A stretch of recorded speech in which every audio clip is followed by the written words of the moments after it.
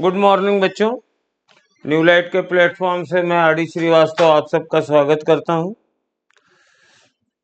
और आज हम लोग डिस्कस करेंगे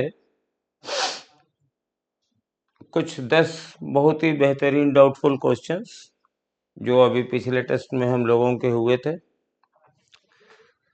तो चलिए पहले डिस्कस करते हैं, फिर आगे की बात करेंगे। ये देखिए, पहला क्वेश्चन है,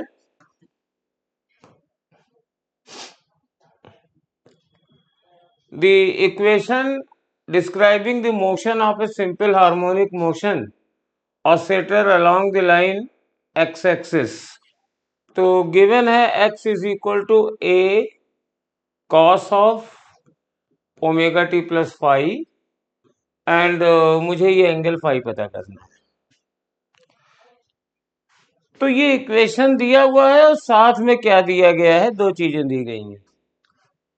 if at time t is equal to zero oscillator is at x is equal to zero, यानी t बराबर जीरो पे x बराबर जीरो था और इसकी वेलोसिटी निगेटिव थी क्योंकि निगेटिव एक्स एक्सिस की ओर जा रहा था। जैसे ये लाइन है तो यहां पर है और इधर जा रहा है, इस तरफ से जा रहा है, ठीक है। तो अब वैल्यू रखिए यहाँ पे, इक्वेशन का ही गेम है, वेलोसिटी आप निकाल सकते हो, minus A omega sine omega T plus five. ये डिफरेंशिएट करके हमने निकाल दिया। अब आप ये वैल्यू रख दीजिए, सेटिस्फाई कराइए। t बराबर जीरो पे x बराबर जीरो है, तो zero is equal to a cos omega into zero plus five, तो a cos five equal to zero, तो cos five is equal to zero. तो फाइव की दो वैल्यूज होंगी, या तो पाई बाई टू होगी या माइनस पाई बाई टू होगी। दोनों पे वैल्यू जीरो होती है कॉस की। अब इसमें से कोई एक चूज की जाएगी, या तो पाई बाई टू या माइनस पाई बाई टू। कौन सी चूज करेंगे? जिससे ये भी सेटिस्फाई हो। हम वेलोसिटी भी देखेंगे t बराबर जीरो पे कितनी है। तो वेलोसिटी वाले फॉर्मूले में मैंने t की जगह जीरो रखा, ए ओमेगा साइन फाइव बना। अब देखो बेटा ध्यान से, इसमें है ना, ध्यान से देखो, अगर मैं फाइव की वैल्यू पाई बाई टू रखता हूं, if five is equal to pi by two, तो v is equal to minus A omega sine pi by two, और sine pi by two one होती है, तो माइनस ए ओमेगा आ गई। यानी five की वैल्यू हम लोग पाई बाई टू ही चूज कर लेंगे, यह फर्स्ट ऑप्शन हो जाएगा। If five is equal to minus pi by two है, तो v बराबर हो जाएगा minus A omega minus one, क्योंकि sine minus pi by two की वैल्यू माइनस वन होती है, तो वेलोसिटी प्लस ए ओमेगा हो जाएगी। जबकि पार्टिकल तो जा रहा है निगेटिव एक्स की तरफ, निगेटिव है नहीं, यानी ये वाली चीज नहीं होगी। यानी पाई बाई टू हम माइनस पाई बाई टू नहीं चूज कर सकते। तो ये इनिशियल कंडीशन प्रॉब्लम कहलाती है, and very good examples fundamental आपके क्लियर कर देती है। इसको करने का एक सर्कुलर मेथड भी है, लेकिन उसमें कोई खास करने की जरूरत नहीं है। चलिए इसी से कर लीजिए, ज्यादा अच्छा है। सेकंड क्वेश्चन देखते हैं। The ratio of speed of sound in nitrogen gas to that in the helium gas at 300 kelvin 1144। बच्चों ने गलत किया है, इसका सिर्फ एक और एक रीजन है कि वेलोसिटी साउंड की होती है gamma are T by L. और आपके स्कूलों में ये पढ़ा दिया जाता है, सेम टेम्परेचर पर V1 upon V2 equal to M2 upon M1। ये बड़ा रटा हुआ फार्मूला है। और थर्मोडायनेमिक्स में केटीजी में जब आरएमएस वेलोसिटी वगैरह निकालते हैं तो जैसे V आरएमएस है तो यहाँ 3 हो जाता है। तो कोई रोल नहीं है, यही फॉर्मूला सही है। लेकिन साउंड के केस में गामा इज आल्सो देयर। तो V1 अपॉन V2 की वैल्यू होगी under root gamma 1 upon gamma 2 और M2 बाई M1। अब यहाँ पे कभी कभी गैस सेम टाइप की होती हैं, जैसे ये नाइट्रोजन है और ये हीलियम है, तो यहाँ पे ये मैटर कर जाएगा क्योंकि ये डाई एटॉमिक है, ये मोनो एटॉमिक है, दोनों के गामा अलग अलग होंगे, तो ये करना पड़ेगा।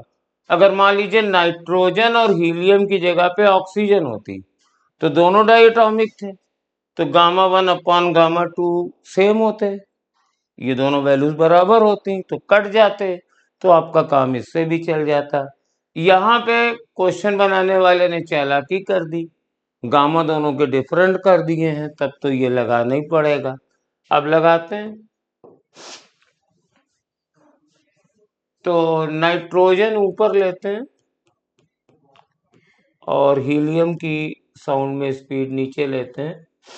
तो नाइट्रोजन का गामा होता है, ये डाई एटॉमिक है, दैट इज 7/5। ऐसे लिखें 7/5।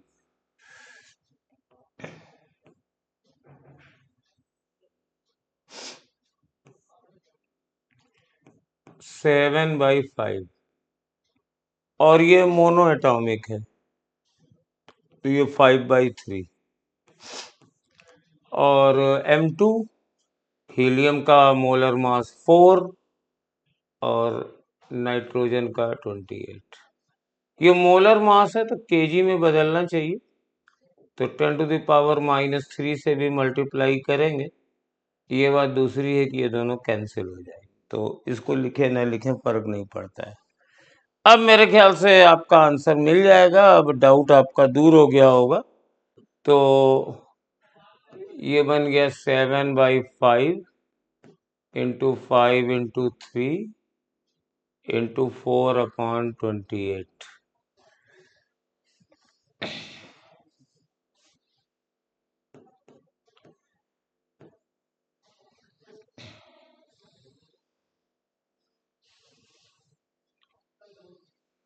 तो ये बस 7 कट जाएगा, ये 7 7 कट जाएगा, तो 3/5 स्क्वायर है, तो रेशियो √3/5 हो जाएगा।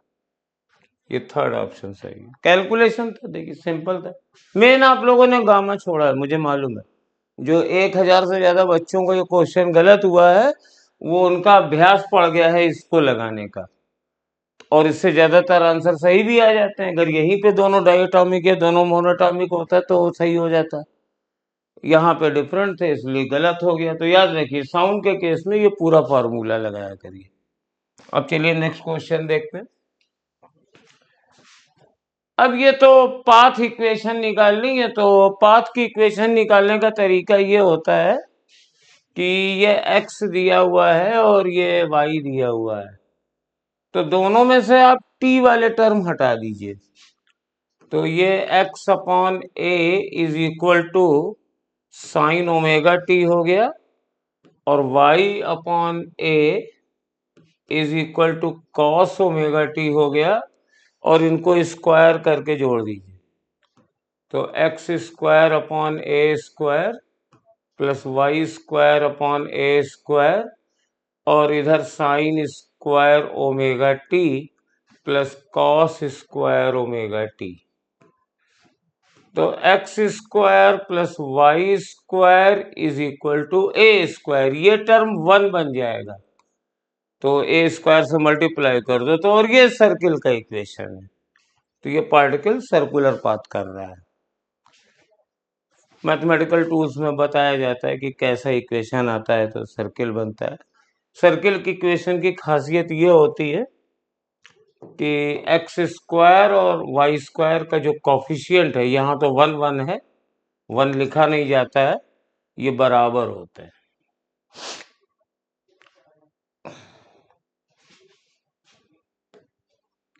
What is the total translational kinetic energy, और ये छूट गया है, ऑफ एन आइडियल गैस। ये पेपर में था, स्लाइड में नहीं आया है, तो मैं पूरा कर देता हूं। तो यहां पर देखो, सबसे बेस्ट ये है, ट्रांसलेशनल काइनेटिक एनर्जी पर मोल होती है 3/2 RT।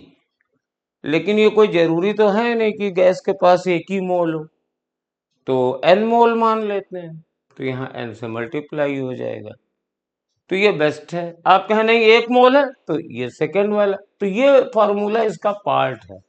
तो टोटल का मतलब है, पर मोल नहीं पूछा जाएगा, टोटल का मतलब है गैस का सैंपल जितना है उसकी टोटल ट्रांसलेशनल काइनेटिक एनर्जी कितनी होगी, तो ये 3/2 nRT होगा। ज्यादातर बच्चे इसको टिका गए, ये पर मोल होती है। और अगर यहाँ 3/2 KT लिख दें, वेयर के इज द बोल्ट्जमैन कांस्टेंट, तो ये पर मॉलिक्यूल होती है, तो ये जरा ध्यान रखिए। एट कांस्टेंट टेम्परेचर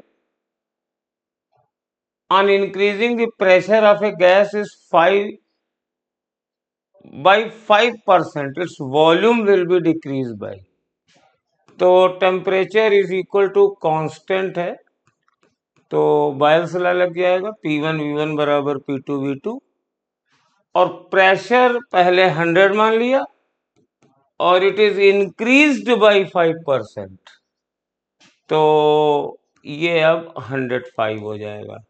अपने पिछले 10 के दम के वीडियो में मैंने बताया था डिफरेंस कि इंक्रीज्ड बाई और इंक्रीज्ड टू का क्या मतलब होता है। अब वॉल्यूम का परसेंटेज चेंज पूछ रहा है, तो वॉल्यूम को भी आप 100 मान लीजिए, और मान लीजिए ये बन गया 100 प्लस V, या 100 प्लस X मान लिया। देखो अगर वॉल्यूम बढ़ेगा तो X पॉजिटिव आएगा, हमने प्लस X मान लिया, कायदे से हमें 100 माइनस X करना चाहिए, लेकिन हम जनरल वे में कर रहे हैं। हमने मान लिया कि वॉल्यूम 100 प्लस X हो गया, और अगर ये घटेगा तो X की वैल्यू निगेटिव आने वाली है। कोई बात नहीं, अब देख लीजिए क्या बना, 100 plus X upon 100 is equal to 100 upon 105, ये आ गया।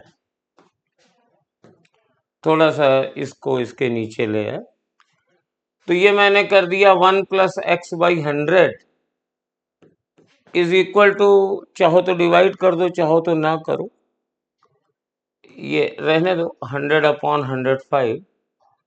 तो अब देखो क्या बनेगा, ये x upon 100 is equal to 100 upon 105 minus 1, तो x upon 100 is equal to 100 minus 105 upon 105, तो x इज इक्वल टू 500। कैसे आया 500 बता, देखो ये 100 ऊपर गया, ये माइनस होने पे -5 आया, अपॉन 105 आया। अब भैया इसको काट दो, 5 से काट दो, तो ये 21 हो गया, और ये -1 हो गया, तो -100/21 आया। तो ये -100/21 है, तो अगर ये 20 होता तो 5% होता, 21 है तो 5 से थोड़ा सा कम होगा, तो थोड़ा सा कम ये है 4.76, ये तो काफी कम हो गया। या फिर भाई डिवाइड कर दो, 100 .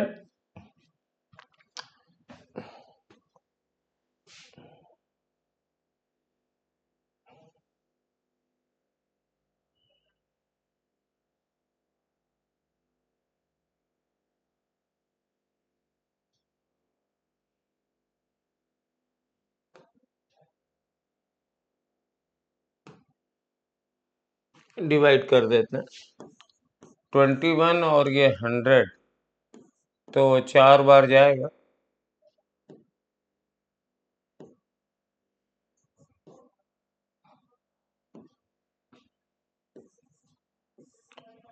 तो 10 में से 4 गया 6, ये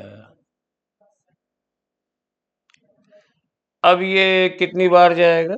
2 सत्ते 14 होता है, 8 बार नहीं जाएगा। 8 एक कम 8, 8 दूनी 16, ज्यादा हो गया, 7 बार जाएगा।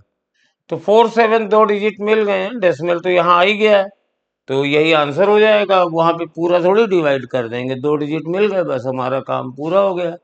हमने तो वैसे ही गेस कर दिया था। अगर आपको इसमें दिक्कत हो रही तो डिवाइड करिए, लेकिन ये कोई जरूरी नहीं कि पूरा करिए। यहाँ 4.7 मिला, हाँ ठीक है चलो। अगर पूरा दशमलव के 3 अंकों तक भाग दोगे तो नंबर तो 4 ही मिलेंगे ना। चलो, volume temperature graph at constant pressure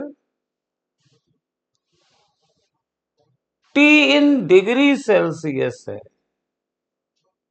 तो ये याद रखना कि ये जो V बराबर कांस्टेंट टाइम्स T होता है, ये एब्सोल्यूट टेम्परेचर होता है।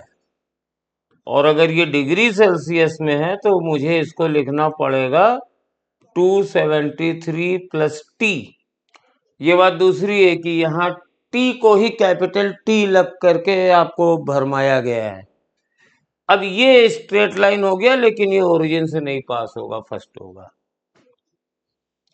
स्लोप इसका वही है के टी, और प्लस ये कांस्टेंट है के इंटू 273, लेकिन ये सी से ये टी बराबर 0 पे ये सी की कुछ वैल्यू होगी, ये तो ये नहीं होगा, ये नहीं होगा, ये भी नहीं होगा। अगर ये एब्सोल्यूट टेम्परेचर होता, ये केल्विन में होता, तब ये ग्राफ हो जाता है।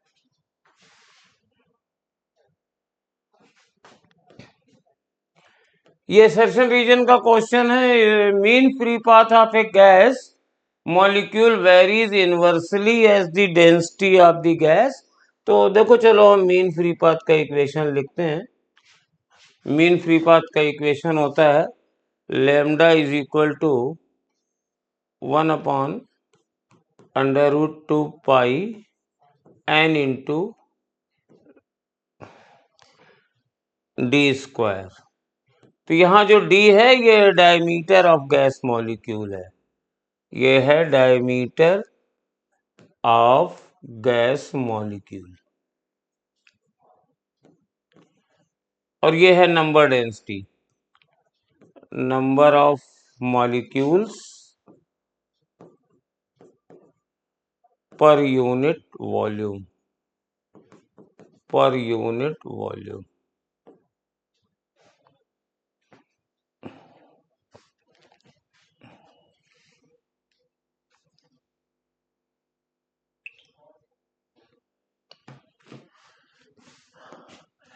अब यहाँ पे डेंसिटी लाइए, क्योंकि ये टर्म तो डेंसिटी वाला दिया हुआ है। तो डेंसिटी कैसे लाएंगे? तो देखो, पीवी बराबर होता है एन आर टी। एन होता है mass upon molar mass into R T. तो P बराबर मेरे पास m upon V R T by N. तो P बराबर rho R T by M. Rho is the density.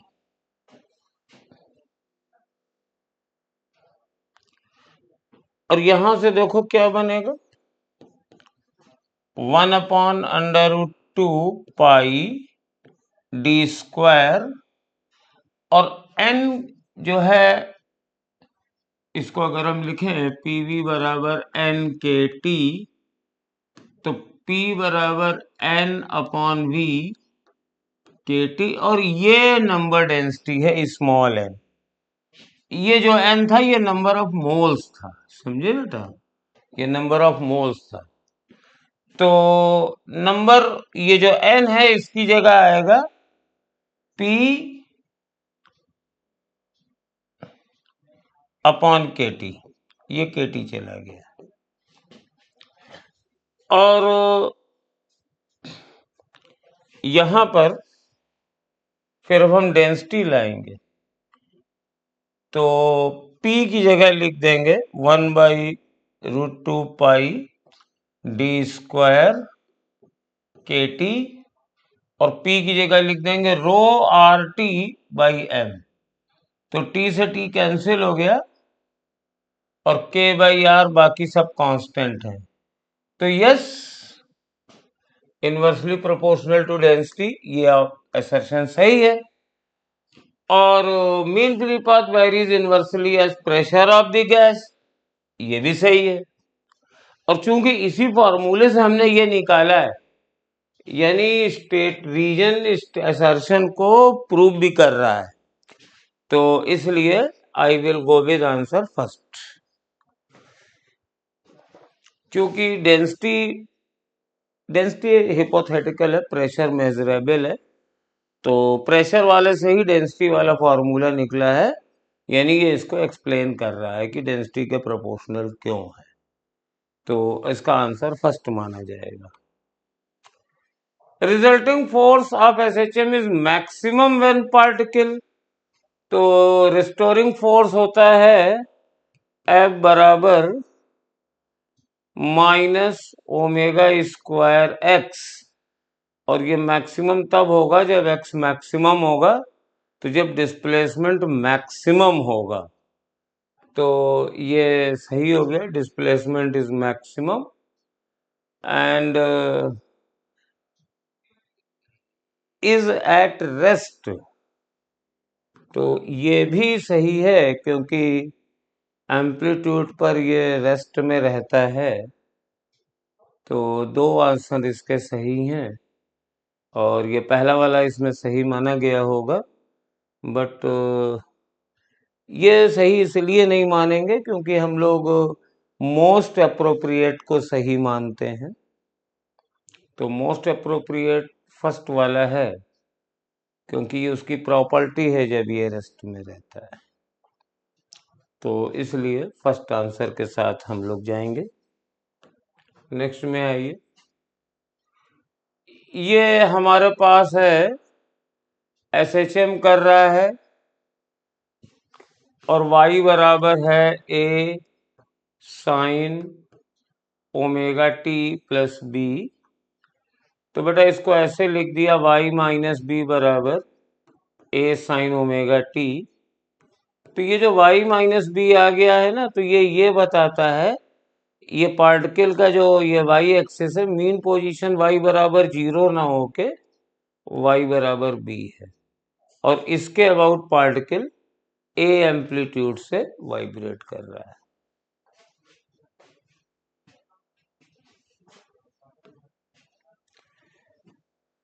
All of the following are properties of ideal gas except, तो ये तो KTG के पढ़ लीजिए अजम्पशंस, उससे क्लियर हो जाएगा। तो चलिए एक एक करके देखते हैं। Gas molecules do not interact with each other except during collision, तो ये तो सही है। Collision between gas molecules are completely elastic, ये भी सही है। Volume occupied by molecules is negligible compare to the volume occupied by the gas, ये भी सही है। Some amount of energy are lost during collision between gas molecules, तो देखिए आप जब पढ़ते हैं इलास्टिक कोलिजन, तो उसमें एनर्जी का लॉस कहाँ से होगा, तो ये फोर्स वाला गलत हो गया, तो एक्सेप्ट फोर्स, देयरफॉर यही वाला सही आंसर होगा आपका।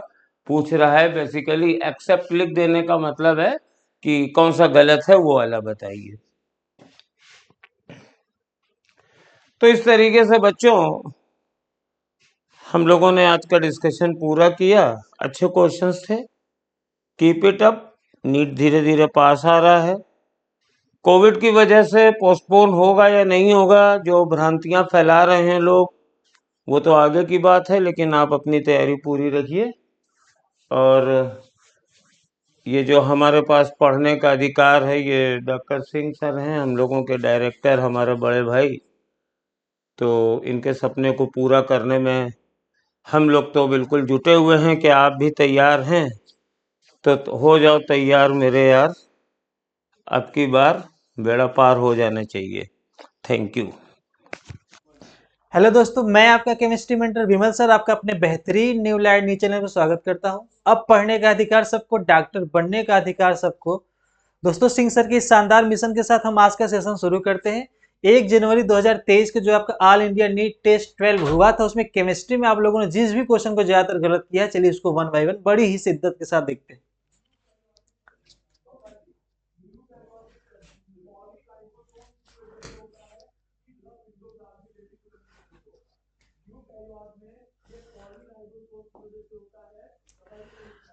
देखो, ये क्वेश्चन नंबर 60 में कहा जा रहा है कि for which one of the following equation delta H R not delta H F for the product. Actual में देखो, इंथैल्पी ऑफ रिएक्शंस और स्टैंडर्ड इंथैल्पी ऑफ रिएक्शन और स्टैंडर्ड इंथैल्पी ऑफ फॉर्मेशन की हम बात करें तो मैं अगर बात करूं,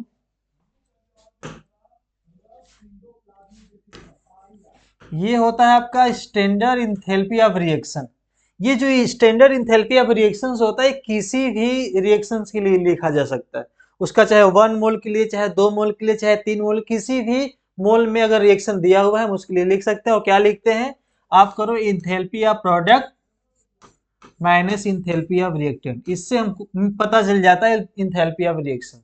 लेकिन अगर इसकी बात करूं, डेल्टा एफ यानी कि इंथैल्पी ऑफ फॉर्मेशन की बात करें, यहाँ पे जो नॉट लगता है इसका मतलब होता है standard condition. Standard enthalpy of formation की यदि मैं बात करूं, तो ये जब भी लिखा जाता है किसी दिए गए 1 मोल सब्सटेंस को बनाने में, उसके एलिमेंटल फॉर्म में, और वो एलिमेंट मोस्ट स्टेबल फॉर्म में एग्जिस्ट करता हो, तो जो इंथैल्पी चेंज होती है उसे हम लोग बोलते हैं इंथैल्पी ऑफ फॉर्मेशन, या उसका आप बोल सकते हो एट स्टैंडर्ड कंडीशन पे, हाँ, स्टैंडर्ड इंथैल्पी ऑफ फॉर्मेशन। इसका मतलब कि जो चीजें हम बनाएंगे, अगर इंथैल्पी ऑफ फॉर्मेशन की बात कही जा रही है, तो जो चीजें हम बना रहे हैं, वो जो एलिमेंट यूज करेंगे, वो एलिमेंट हमेशा मोस्ट स्टेबल फॉर्म में एग्जिस्ट करता हो। मतलब नेचर में वो किस प्रकार से एग्जिस्ट करता है वही हम लिखेंगे, जबकि वो मोस्ट स्टेबल केस में होना चाहिए। तो वही होता है आपका स्टैंडर्ड इंथैल्पी ऑफ फॉर्मेशन। तो बड़ा इंपॉर्टेंट है, और ये सभी के लिए लिखा जा सकता है। लेकिन हम किसी भी सब्सटेंस के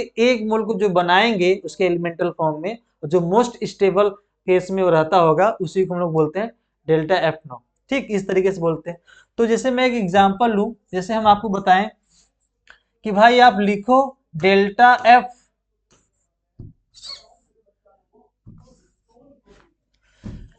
आप लिखो डेल्टा एफ।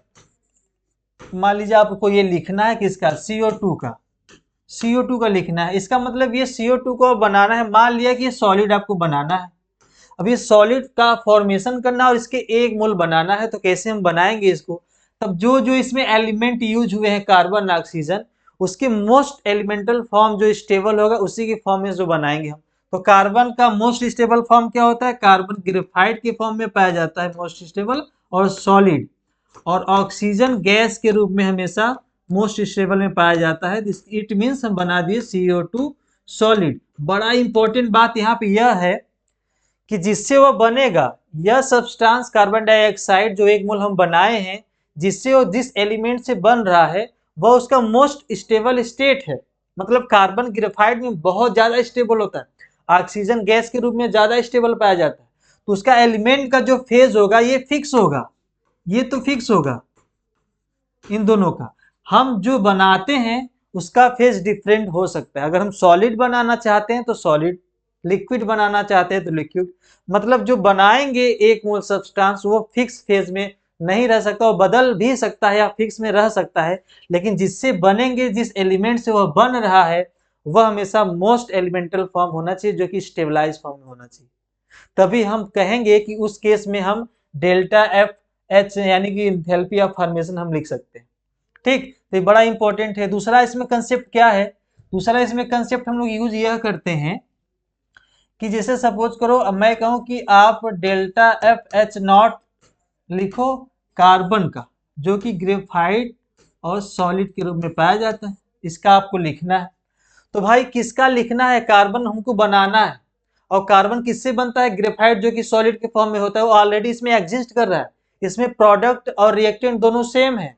तो एलिमेंट जिस फॉर्म में एग्जिस्ट करता है मोस्ट स्टेबल केस में, उसका स्टैंडर्ड ऑफ इंथैल्पी या फॉर्मेशन उसका 0 होता है, क्योंकि प्रोडक्ट और रिएक्टेंट सेम हो गए, तो उसका जो स्टैंडर्ड इंथैल्पी ऑफ फॉर्मेशन होगा वह 0 हो जाएगा, क्योंकि मोस्ट स्टेबल केस में वो पाया जा रहा है, तो 0 हो जाएगा। तो आप यहाँ पे लिख सकते हो कि delta F H not element का, वह element in most stable form, मतलब नेचर में जो सबसे ज्यादा स्टेबल के रूप में एग्जिस्ट करता है, उसका हमेशा स्टैंडर्ड इंथैल्पी ऑफ फॉर्मेशन 0 होता है। बड़ा इंपॉर्टेंट बात है। तो इंथैल्पी ऑफ फॉर्मेशन या इंथैल्पी ऑफ रिएक्शंस की मैं बातें करूं तो किसी भी रिएक्शंस के लिए अप्लीकेबल होता है, चाहे कितना भी मोल दिया हो। लेकिन अगर इंथैल्पी ऑफ फॉर्मेशन की मैं बात करूंगा तो उसके लिए क्या, सिर्फ और सिर्फ एक मोल सब्सटेंस हमको बनाना है, और वह जो एक सब्सटेंस मोल बना है उसके जिससे एलिमेंट से मिलकर बना हुआ मोस्ट स्टेबल फॉर्म में एग्जिस्ट करता होगा, उसी से बनेगा। बड़ा इंपॉर्टेंट बात है।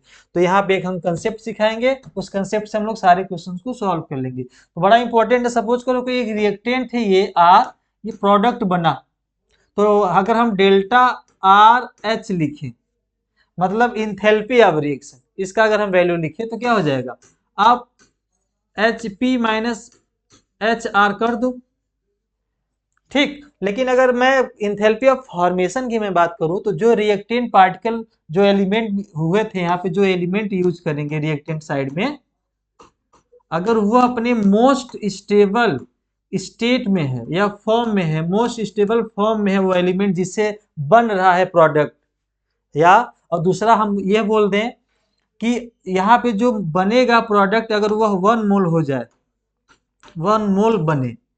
दूसरा कंडीशन क्या, कि जो रिएक्टेंट पार्टिकल वाले हमारे होंगे, जो एलिमेंट होंगे, अगर वो अपने मोस्ट स्टेबल फॉर्म में होंगे।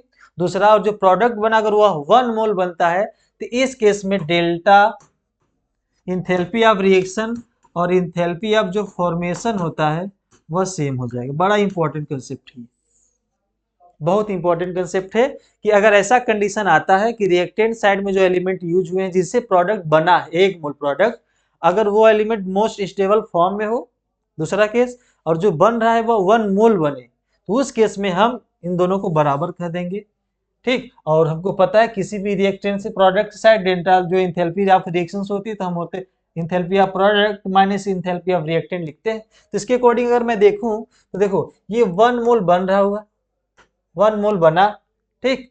तो ये 1 मोल बना, और ये जो यहाँ पे जो यूज किया गया है अपने एलिमेंट मोस्ट स्टेबल फॉर्म में है, मोस्ट स्टेबल फॉर्म में यूज किया गया। यहाँ पे F2 भी मोस्ट स्टेबल के फॉर्म में यूज हुआ है। तो मोस्ट स्टेबल फॉर्म में एलिमेंट से मिलके 1 मोल बन रहा है, तो यहाँ पे हम बोल सकते हैं कि दोनों बराबर हो जाएंगे। Delta H not is equal to delta F H not, दोनों इस केस में बराबर हो जाएंगे। तो आपसे पूछा जा रहा था कौन बराबर होगा, तो बड़ा इंपॉर्टेंट ये फैक्टर था, ये पहला हो जाएगा। दूसरा क्यों नहीं होगा, क्योंकि यहाँ पे 1 मोल हमको अगर बनाते, इंथैल्पी ऑफ रिएक्शन तो लिखा जा सकता है, इंथैल्पी ऑफ रिएक्शन किसी भी रिएक्शन के लिए एप्लीकेबल होता है। लेकिन अगर मैं इंथैल्पी ऑफ फॉर्मेशन की बात करूं, स्टैंडर्ड इंथैल्पी ऑफ फॉर्मेशन की मैं बात करूं, तो वहां पे 1 मोल सब्सटेंस बनने के लिए जो एलिमेंट यूज किए जाते हैं वो अपने मोस्ट स्टेबल फॉर्म में रहना चाहिए। तो यहाँ पे CO यूज किया गया है, और ये 1 मोल के लिए है नहीं, तो यहाँ पे हम इनमें रिलेशन नहीं बता सकते, डेल्टा एच या एफ या स्टैंडर्ड फॉर्मेशन में, ठीक, इनमें नहीं बता सकते। यहाँ पे क्या दिक्कत है, यहाँ पे 1 मोल तो सब्सटेंस बना है, बट ऑक्सीजन अपने स्टेबल स्टेट में नहीं है, वह O2 के गैस के फॉर्म में स्टेबल होता है, बट यहाँ पे ओजोन लिया गया है, तो यहाँ पे हम उनमें रिलेशन नहीं बता सकते, उसका स्टैंडर्ड इंथैल्पी ऑफ फॉर्मेशन हम नहीं बता सकते दोनों में रिलेशन। यहाँ पे क्या है, यह लिक्विड के रूप में पाया जाता है स्टेबल फॉर्म। ब्रोमीन जो होता है वो लिक्विड में ज्यादा स्टेबल होता है, मोस्ट स्टेबल स्टेट इसका लिक्विड होता है, यहाँ पे गैस दे दिया है, तो इस केस में हम इनमें रिलेशन नहीं बता सकते दोनों में, ठीक। तो यहाँ पे क्या हो, यहाँ पे इक्वल हो गया, तो पहला वाला आपका आंसर हो जाएगा, इसके अनुसार पहला वाला आंसर। तो चलते हैं अगले क्वेश्चन पे। बड़ा बढ़िया क्वेश्चन था ये। देखो ये आपके 2 स्टेटमेंट दिए गए हैं, thermos flask is an example of isolated system, that is no exchange of energy or matter between the system and the surrounding. पहला स्टेटमेंट आपसे यह बोला जा रहा है, ठीक। देखो एक्चुअल में होता क्या है, सिस्टम और सराउंडिंग का दुनिया में ही खेला है पूरा भाई। जिसको हम ऑब्जर्व करें, जिसको हम देखें, जिसकी स्टडी करें, जिस पे एक्सपेरिमेंट करें, वह हमारा सिस्टम, और बाकी उसके अलावा जितने भी होते हैं सराउंडिंग होते हैं। तो उसके बिहाफ पे जो सिस्टम होते हैं वो 3 टाइप के होते हैं। पहला आपका होता है जो आपका सिस्टम होता है ओपन सिस्टम, क्लोज सिस्टम और आइसोलेटेड सिस्टम। ओपन सिस्टम का मतलब जो मास और एनर्जी दोनों के अलाउ करे, इन या आउट दोनों के अलाउ करे। क्लोज सिस्टम का मतलब जो मास को अलाउ ना करे लेकिन एनर्जी को अलाउ करे बाहर निकलना या अंदर आना, ठीक। और अगर आइसोलेटेड की मैं बात करूं तो ये दोनों नहीं अलाउ करता, ना तो मास और ना ही एनर्जी। और हमको पता है एनर्जी थर्मोडायनेमिक्स के केस में हम लोग 2 वे में एनर्जी को हम फाइंड आउट कर सकते हैं। एक उसके वर्क डन से एनर्जी ही पता चलती है, और दूसरा हम लोग जो फाइंड आउट करते हैं वह होता है आपका वर्क डन। तो एनर्जी है ही भाई, वो एनर्जी वहां से फैक्टर हो ही जाएगा। और दूसरा जो होता है हीट से एनर्जी। यहाँ पे 2 चीजें से हम लोग 2 फैक्टर से हम लोग इन्फ्लुएंस करते हैं एनर्जी। एनर्जी का ही मतलब होता है वर्क डन या तो हीट। तो यहाँ हम इससे 2 तरीके से जान पाएंगे एनर्जी के बारे में। तो आइसोलेटेड का मतलब न तो मास अलाउ करे और न तो एनर्जी अलाउ करे। तो अगर मैं बात करूं कि मान लो ये कोई कंटेनर है, हाँ, ये बहुत रिजिड है। ये जो बाउंड्री होती है कंटेनर की, ये जो बाउंड्री होती है, बाउंड्री ये 2 टाइप्स के होते हैं, एक रिजिड और एक फिक्स्ड। रिजिड रहेगा तो कुछ वर्क डन होता है उसमें, लेकिन सॉरी फ्लेक्सिबल रहेगा तो उसमें कुछ ना कुछ वर्क डन हो सकता है। लेकिन अगर रिजिड रहेगा तो उसमें वर्क डन 0, डिस्प्लेसमेंट होगा ही नहीं। अगर मान ये रिजिड है तो रिजिड होने की वजह से वर्क डन 0 हो जाएगा, दूसरा केस। और ये भाई क्लोज्ड है, और जब क्लोज है तो मास तो बाहर निकलेगा ही नहीं, तो मास भी नहीं चेंज होगा, इसका मास तो चेंज होने वाला है नहीं। अगर इसका बाउंड्री एडियाबैटिक हो, एडियाबैटिक, तो ये हीट चेंज होगा ही नहीं, नो चेंज ऑफ हीट।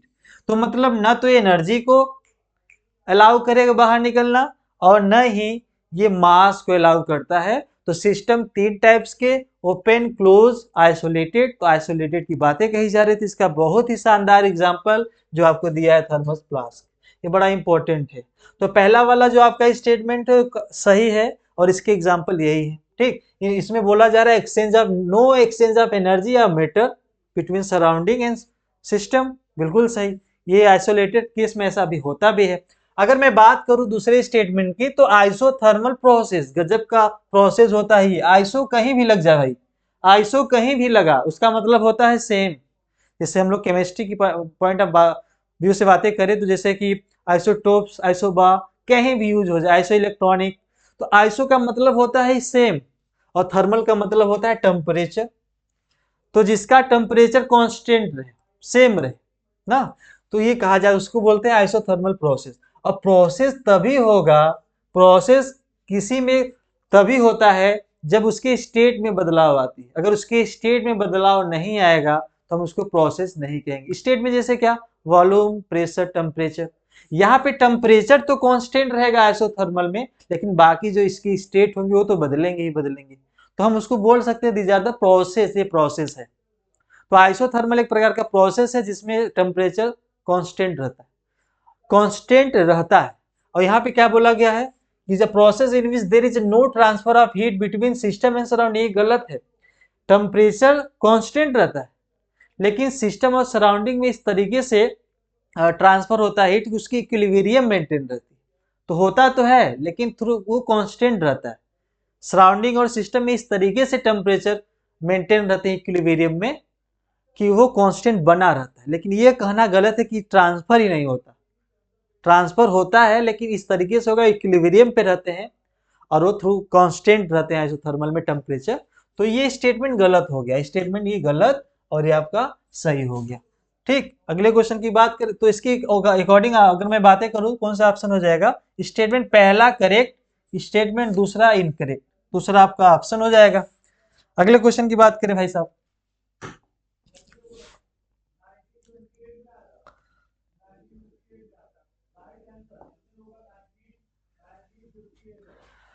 देखो जो एसर्शन और रीजन आपको दिए गए हैं, कहा जा रहा है कि all reaction which are exothermic are spontaneous. Spontaneous का मतलब क्या? स्पॉन्टेनियस का मतलब होता है कि जो ऐसा रिएक्शन जो अपने आप हो जाए, किसी के द्वारा ना हो, ये हम लोग जानते हैं ऐसा। हाँ, लेकिन इसका रियल जो मीनिंग होता है स्पॉन्टेनियस का, यह होता है कोई भी रिएक्शंस नॉन इक्विलिब्रियम से इक्विलिब्रियम की तरह अगर मूव करेंगी, नॉन इक्विलिब्रियम से इक्विलिब्रियम की तरफ मूव करेंगी, तो ऑलवेज स्पॉन्टेनियस रिएक्शंस होती हैं। तो कई सारे वैज्ञानिकों ने, और इस पे रेट पे डिपेंड नहीं करता, किसी से रिएक्शन हुआ तुरंत और तुरंत कंप्लीट हो जाए तो स्पॉन्टेनियस होगा। रिएक्शन शुरुआत हुआ कि हुआ ही नहीं, और अगर हुआ तो तुरंत अगर हो जाए तो उसको स्पॉन्टेनियस कहें, ये कहना गलत है, क्योंकि स्पॉन्टेनियस रेट पे डिपेंड नहीं करता। तो कई सारे वैज्ञानिकों ने, कई सारे साइंटिस्टों ने बड़ी अध्ययन किया, उन्होंने पाया कि भाई देखा गया कि जो रिएक्शंस होती हैं जिसमें एंथैल्पी जिसकी घटती है वो एक्सोथर्मिक रिएक्शंस हो रही हैं, तो ज्यादातर एक्सोथर्मिक वो स्पॉन्टेनियस पाए गए। तो लोगों ने कहा वाह, गजब पता चल गया रिएक्शन का भाई। वहां से कंडीशन निकाल लिया। हाँ, उन्होंने कंक्लूजन निकाल लिया कि एक ऐसा रिएक्शन जिसमें इंथैल्पी घटे, डेल्टा एच की वैल्यू यानी नेगेटिव हो, और एक्सोथर्मिक प्रोसेस रहेंगी, तो वो हमेशा स्पॉन्टेनियस होगा। लेकिन कुछ ऐसे भी रिएक्शन पाए गए जो इंडोथर्मिक थे। जैसे मैं इसकी बात करूं, N2 गैस, O2 गैस, और यहां से बना NO2 गैस। ये जो रिएक्शन था ये इंडोथर्मिक हुआ, और ये इंडोथर्मिक हुआ तो इसका मतलब कि ये नॉन स्पॉन्टेनियस होना चाहिए। जो वैज्ञानिकों ने इसके ऊपर अध्ययन किया था, उनके अनुसार माना गया था कि जो डेल्टा एच की वैल्यू जिसकी निगेटिव, एक्सोथर्मिक, तो हमेशा स्पॉन्टेनियस होंगी। वो माने थे ऐसा। कुछ ऐसे भी रिएक्शन पाए गए जो इंडोथर्मिक निकले और वो स्पॉन्टेनियस को फॉलो अप किए, जैसे कि ये रिएक्शन। तो यहाँ पे उन्होंने फेल हो गए। तो उन्होंने सोचा कि कोई और जरूर ऐसा एक फैक्टर होगा जो इन्फ्लुएंस करिए उसकी स्पॉन्टेनिटी को। तो एक्चुअल में अगर किसी रिएक्शंस को आप देखने जा रहे हो कि स्पॉन्टेनियस है कि नहीं है, तो हम डेल्टा एच यानी इंथैल्पी से सिर्फ डिसाइड नहीं कर सकते। अगर मैं इंथैल्पी से डिसाइड करता तो सभी जितने भी ये वाले रिएक्शंस होती हैं वो स्पॉन्टेनिटी को फॉलो करती। बट कुछ ऐसे भी रिएक्शन पाए गए जिसमें ये कंडीशन आ गया फिर भी स्पॉन्टेनियस थे। तो वहां से देखा गया कि एक और होती है जिनका नाम है इंट्रोपी। इंट्रोपी का मतलब रैंडमनेस, एनर्जी का रीडिस्ट्रीब्यूशन। और जो इंट्रोपी होता है वो इक्विलिब्रियम पे सबसे ज्यादा होता है। इसका मतलब किसी भी रिएक्शन के स्पॉन्टेनिटी को बताने के लिए दो फैक्टर हुए, पहला इंथैल्पी और दूसरा इंट्रोपी। इसका मतलब कि स्पॉन्टेनिटी को बताने के लिए दो फैक्टर, पहला इंथैल्पी और दूसरा होता है आपका इंट्रोपी। तो ये घटेगा, जिस भी रिएक्शन में इंथैल्पी घटेगा, डिक्रीज करे और इंट्रोपी बढ़े, इंक्रीज करे, तो हम बोलेंगे कि वो स्पॉन्टेनियस रिएक्शन। तो दो फैक्टर आए स्पॉन्टेनिटी को बताने के लिए, इंथैल्पी और इंट्रोपी। ये घटेगा और ये बढ़ेगा तो स्पॉन्टेनिटी को फॉलो करेंगी। और जो ये आपका इंट्रोपी होता है ये मैक्सिमम होता है किसी भी रिएक्शन के लिए एट इक्विलिब्रियम पे। इक्विलिब्रियम पे बहुत ज्यादा मैक्सिमम होता है भाई। गैस की इंट्रोपी सबसे ज्यादा, रैंडमनेस उसमें ज्यादा, फिर लिक्विड देन सॉलिड। इस तरीके से हम लोग जानते हैं इसमें। तो इसके अकॉर्डिंग अगर मैं बातें करूं एसेशन रीजन वाले दिए गए क्वेश्चन में, तो all reactions are which are exothermic are spontaneous नहीं। सिर्फ एक्सोथर्मिक से हम यह डिसाइड नहीं कर सकते कि वो स्पॉन्टेनियस ही होगा। हाँ, क्योंकि बाकी और भी ऐसे रिएक्शन पाए गए जिसमें इंडोथर्मिक तो स्पॉन्टेनियस हो गया, तो ये रिएक्शन गलत हो गया। इट मीन्स कि यह स्टेटमेंट या यह असर्शन गलत हो गया। रीजन क्या दे रहा है कि all reaction in which entropy increase are spontaneous. अलग अलग इनको रखोगे भाई साहब तो कभी हम स्पॉन्टेनियस बता ही नहीं सकते। जब भी देखना होगा एक ही रिएक्शन में ये घटे, इंट्रोपी बढ़े, तो हम स्पॉन्टेनिटी को बता सकते हैं, तब वो स्पॉन्टेनियस होगा प्रोसेस। यहाँ पे सिर्फ कहा जा रहा है, ये अलग अलग बोल दिया जा रहा है कि क्या ऑल रिएक्शन, कुछ रिएक्शन हो भी सकते हैं जैसे पाए भी गए थे, जैसे ऑल रिएक्शन जो कि एक्सोथर्मिक, कुछ ऐसे रिएक्शन पाए भी गए थे भाई। लेकिन सभी कह रहा है ये सभी यहाँ पे, तो सभी ऐसे नहीं रिएक्शन होंगे। सभी को बताने के लिए आपको दो फैक्टर का हेल्प लेना पड़ेगा। तो इसके अकॉर्डिंग देखें तो ना तो ये सही है और ना तो ये। तो कौन सा हो जाएगा आपका थर्ड वाला, both assertion and reason are false, ये आपका आंसर हो जाएगा थर्ड। अगले क्वेश्चन की बात करें।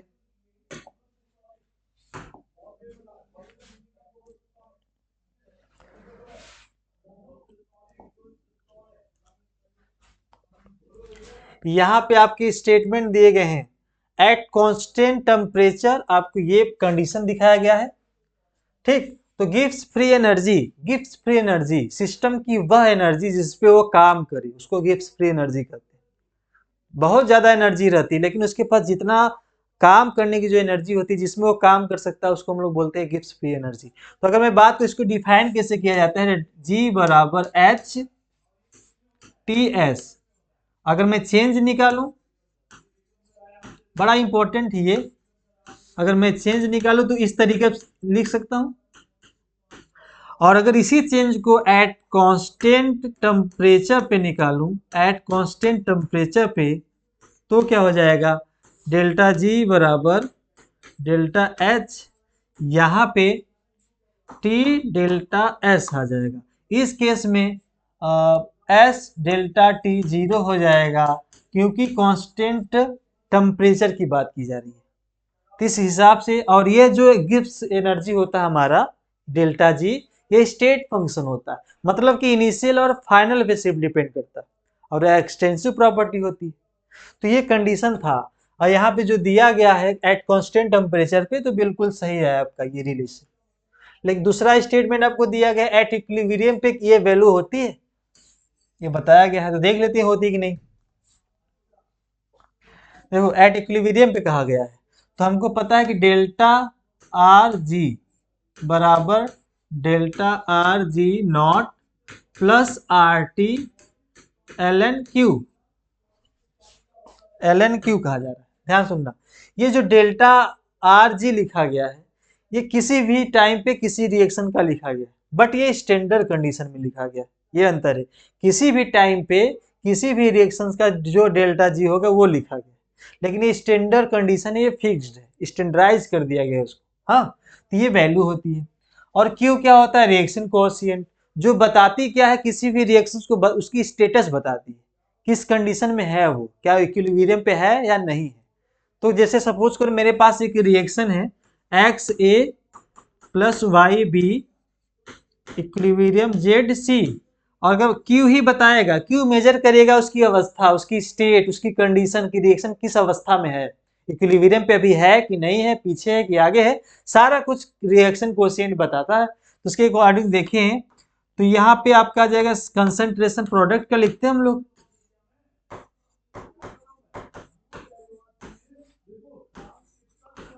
थर्मोडायनेमिक्स से क्वेश्चन बड़े अच्छे आते हैं और बड़ी सिंपल क्वेश्चन होते हैं।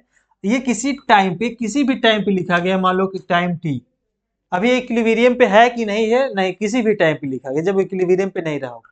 मान लेते हैं कि एट इक्विलिब्रियम पे अगर आ जाएगा, इक्विलिब्रियम पे क्या कंडीशन होगा, तो इक्विलिब्रियम पे आएगा तो क्यू आपका क्या हो जाएगा, के इक्विलिब्रियम के बराबर हो जाएगा भाई, उसकी वैल्यू हो जाएगी। और एट इक्विलिब्रियम पे इसकी वैल्यू जीरो हो जाती है, डेल्टा आरजी में रिएक्शन का जो गिब्स फ्री एनर्जी चेंज होगा वो जीरो हो जाएगी, ये जीरो हो जाती। कोई पूछे भाई ये क्यों नहीं जीरो हुआ, क्योंकि वो स्टैंडर्डाइज कंडीशन भाई, वो फिक्स्ड है, ये फिक्स्ड हो गया, ये गिवन रिएक्शंस में गिवन टाइम किसी भी इंस्टेंट ऑफ टाइम पे लिखा गया है, तो ये जीरो एट इक्विलिब्रियम पे इसकी वैल्यू जीरो हो जाएगी, वह फिक्स्ड रहेगी। तो यहाँ पे वैल्यू अगर हम जीरो करें तो जीरो इज इक्वल टू, यहाँ पे आर टी एल एन के आ जाएगा, यहाँ पे are T L N K equilibrium, ये आ गया आपका।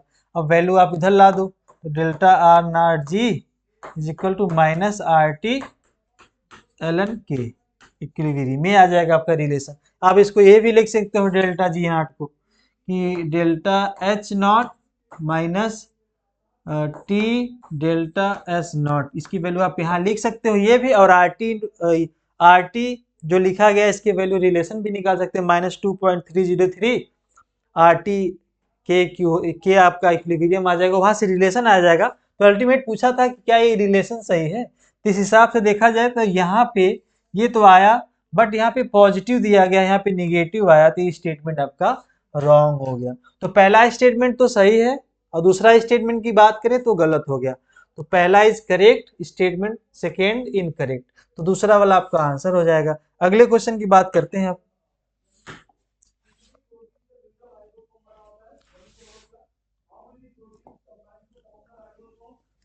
यहाँ पे देखो दिया रहा which is true for combustion of sucrose. Combustion का मतलब ऑक्सीजन के प्रेजेंस में रिएक्शन करवाओ आप। तो देखते हैं क्या होता है कि C12, इसका जब हम रिएक्शन करवाएंगे O2 के साथ तो बनेगा कार्बन डाइऑक्साइड प्लस H2O। अब इसको बैलेंस करना है आपको। तो यहाँ पे 12, तो आप कार्बन दिखा दो 12। सिमिलरली यहाँ पे 24, तो ये आपका भी 24 हो जाएगा। 11 है यहाँ पे, तो आप यहाँ पे 11 कर दो। H 11 हो भी जाएगा, तो इसका मतलब ये हो जाएगा। अब फार्मूला जो हम लोग यूज करने वाले हैं, हमको पता है भाई कि delta H is equal to delta U delta NgRT होता है फार्मूला। और यहाँ पे जो डेल्टा Ng लिखते हो गैस के लिए लिखते हैं। सॉलिड आपका हो गया ये गैस, फिर ये लिक्विड। तो गैस में जो चेंज हुआ प्रोडक्ट से रिएक्टेंट साइड की तरह, उसकी वैल्यू डेल्टा Ng की वैल्यू यहाँ से 0 आ जाएगी। जब इसकी वैल्यू आप 0 पुट कर दोगे तो यही वैल्यू बराबर हो जाएगी। और हम लोग को पता है भाई कि डेल्टा H ये इंटरनल एनर्जी में जो चेंज होता है, इसको हम लोग डेल्टा E भी लिख सकते हैं, अल्टीमेट एनर्जी है। तो आप इसको ये भी लिख सकते हो। तो इसके अकॉर्डिंग देखिए तो थर्ड हमारा आंसर हो जाएगा। अगले क्वेश्चन की बात करें।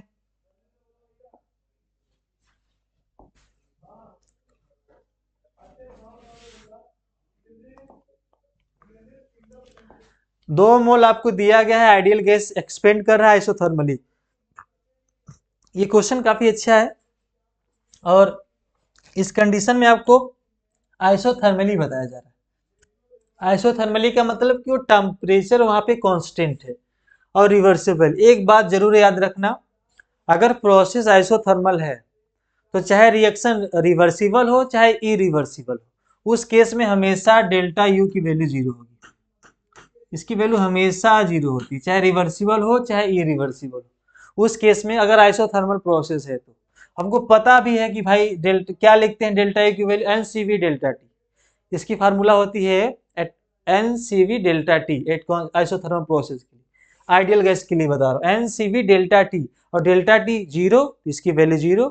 इंथैल्पी क्या होगी NCP डेल्टा टी, तो उसकी वैल्यू भी क्या हो जाएगी, इसकी वैल्यू भी क्या हो जाएगी 0। NCP डेल्टा टी, तो उसकी वैल्यू डेल्टा टी कांस्टेंट, भाई कांस्टेंट टेम्परेचर पे तो चेंज तो होगा नहीं, डेल्टा टी की वैल्यू, इसके लिए डेल्टा टी की वैल्यू 0।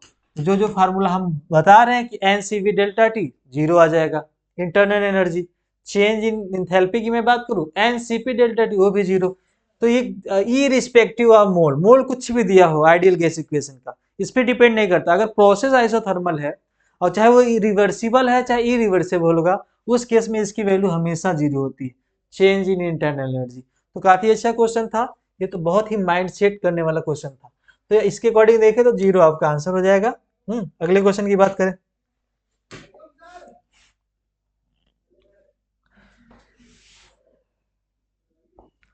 ये आपको क्वेश्चन फिर से वही आ गया जो अभी हम लोगों ने पढ़ा था। ये हीट कर रहा है combustion of solid benzoic acid at constant volume. हमको पता है भाई कि कांस्टेंट वॉल्यूम पे आइसोकोरिक प्रोसेस की बात कही जाती है। तो कांस्टेंट वॉल्यूम पे जो होती है चेंज इन इंटरनल एनर्जी को हम क्या लिख देते हैं, QV। कैसे आता है पता है भाई, इज इक्वल टू होता है आपका Q प्लस डेल्टा W। और अगर वॉल्यूम अगर कांस्टेंट है, अगर वॉल्यूम कांस्टेंट है तो इसकी वैल्यू 0 हो जाती है। 0 तो बचेगा आपका यही, और इस चीज को हम लिख सकते हैं ये। तो एट कांस्टेंट वॉल्यूम पे इंटरनल एनर्जी में जो भी प्रभावित होगा वो हीट के बराबर हो जाएगा। आप हीट बढ़ाओगे तो इंटरनल एनर्जी बढ़ेगी एट कांस्टेंट वॉल्यूम पे, घटाएंगे तो घटेगी। और अगर मैं बात करूं एट कांस्टेंट प्रेशर पे, तो डेल्टा एच जो आपका होता है वह हीट के बराबर हो जाता है। तो यहाँ पे ये वैल्यू हम लोग पुट कर देंगे, इसके अकॉर्डिंग काम करेंगे। तो देखते हैं पहले इसका रिएक्शन हम लोग कंप्लीट करते हैं क्या होता है। तो देखो बेंजोइक एसिड कहाँ है, C6H5, COOH ये सॉलिड है, कंबक्शन ऑक्सीजन के साथ रिएक्शन बनेगा इतना, और वाटर जो कि लिक्विड के फॉर्म में बाहर निकलेगा, और ये गैस है, यहाँ पर भी ये गैस है। इसको बैलेंस करना है तो आप 15/2 7 टोटल 7 इधर 3 आपका हो जाएगा। तो चेंज डेल्टा Ng की वैल्यू निकालें तो 7 minus is equal to -1/2। Delta Ng की वैल्यू -1/2 आ गई, ये हमको पता भी करना था। तो यहाँ से डेल्टा N की वैल्यू -1/2 आ गई, और इस वैल्यू में हमको पुट करना है delta H is equal to delta U plus delta Ng RT, ये होता है। यहाँ पे क्या कहा जा रहा है, क्या निकालना है, हीट निकालना है, कब एट कांस्टेंट प्रेशर, तो आप QP भी लिख सकते हो इसको, और ये क्या हो जाएगा QV, एट कांस्टेंट वॉल्यूम पे एनर्जी आपको दे रखी है वहां पे, इसकी वैल्यू हम निकाले 1/2 RT। टी क्या दिया हुआ आपको 27 डिग्री सेल्सियस, तो 300 रख देंगे वहां पे। यहाँ पे एक इंपॉर्टेंट फैक्टर ये है कि यहाँ पे माइनस होना चाहिए, माइनस करके तो आंसर को देखते हैं क्या आता है।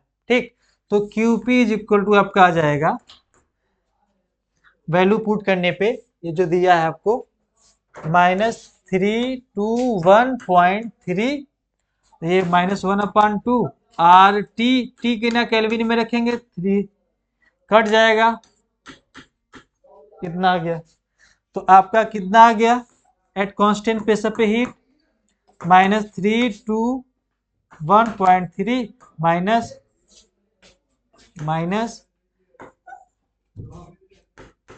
150 R, इसके अकॉर्डिंग देखें तो हमारा थर्ड वाला आंसर हो जाएगा।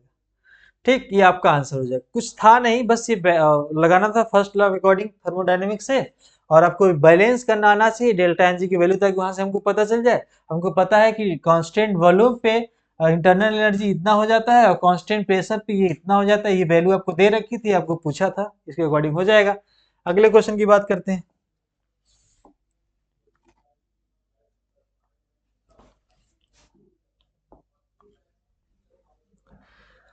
Which one of the following catalyst is not correctly matched? कौन सा इसमें ऐसा कैटलिस्ट, भाई हैव ए प्रोसेस, अमोनिया का प्रोडक्शन बहुत शानदार तरीके से इसमें होता है। इसमें फाइनली डिवाइडेड आयरन और मोलिब्डेनम जो दिया आपका है, ये दोनों मिलके कैटलिस्ट की तरह काम करते हैं, कैटलिस्ट की तरह, तो सही हो गया आपका। तो पहला वाला तो सही है, कॉन्टेक्ट प्रोसेस से हम लोग वेनेडियम पेंटाऑक्साइड ही प्राप्त करते हैं, तो ये भी आपका सही है। ठीक, दूसरा वाला, यहाँ पे ओस्टवाल प्रोसेस से नाइट्रिक एसिड हम लोग प्राप्त करते हैं, जबकि ये दे रखा है ये, तो ये गलत हो गया आपका। तो ये थर्ड वाला आपका आंसर मैच नहीं कर रहा है। ठीक, अगले क्वेश्चन की बात करते हैं।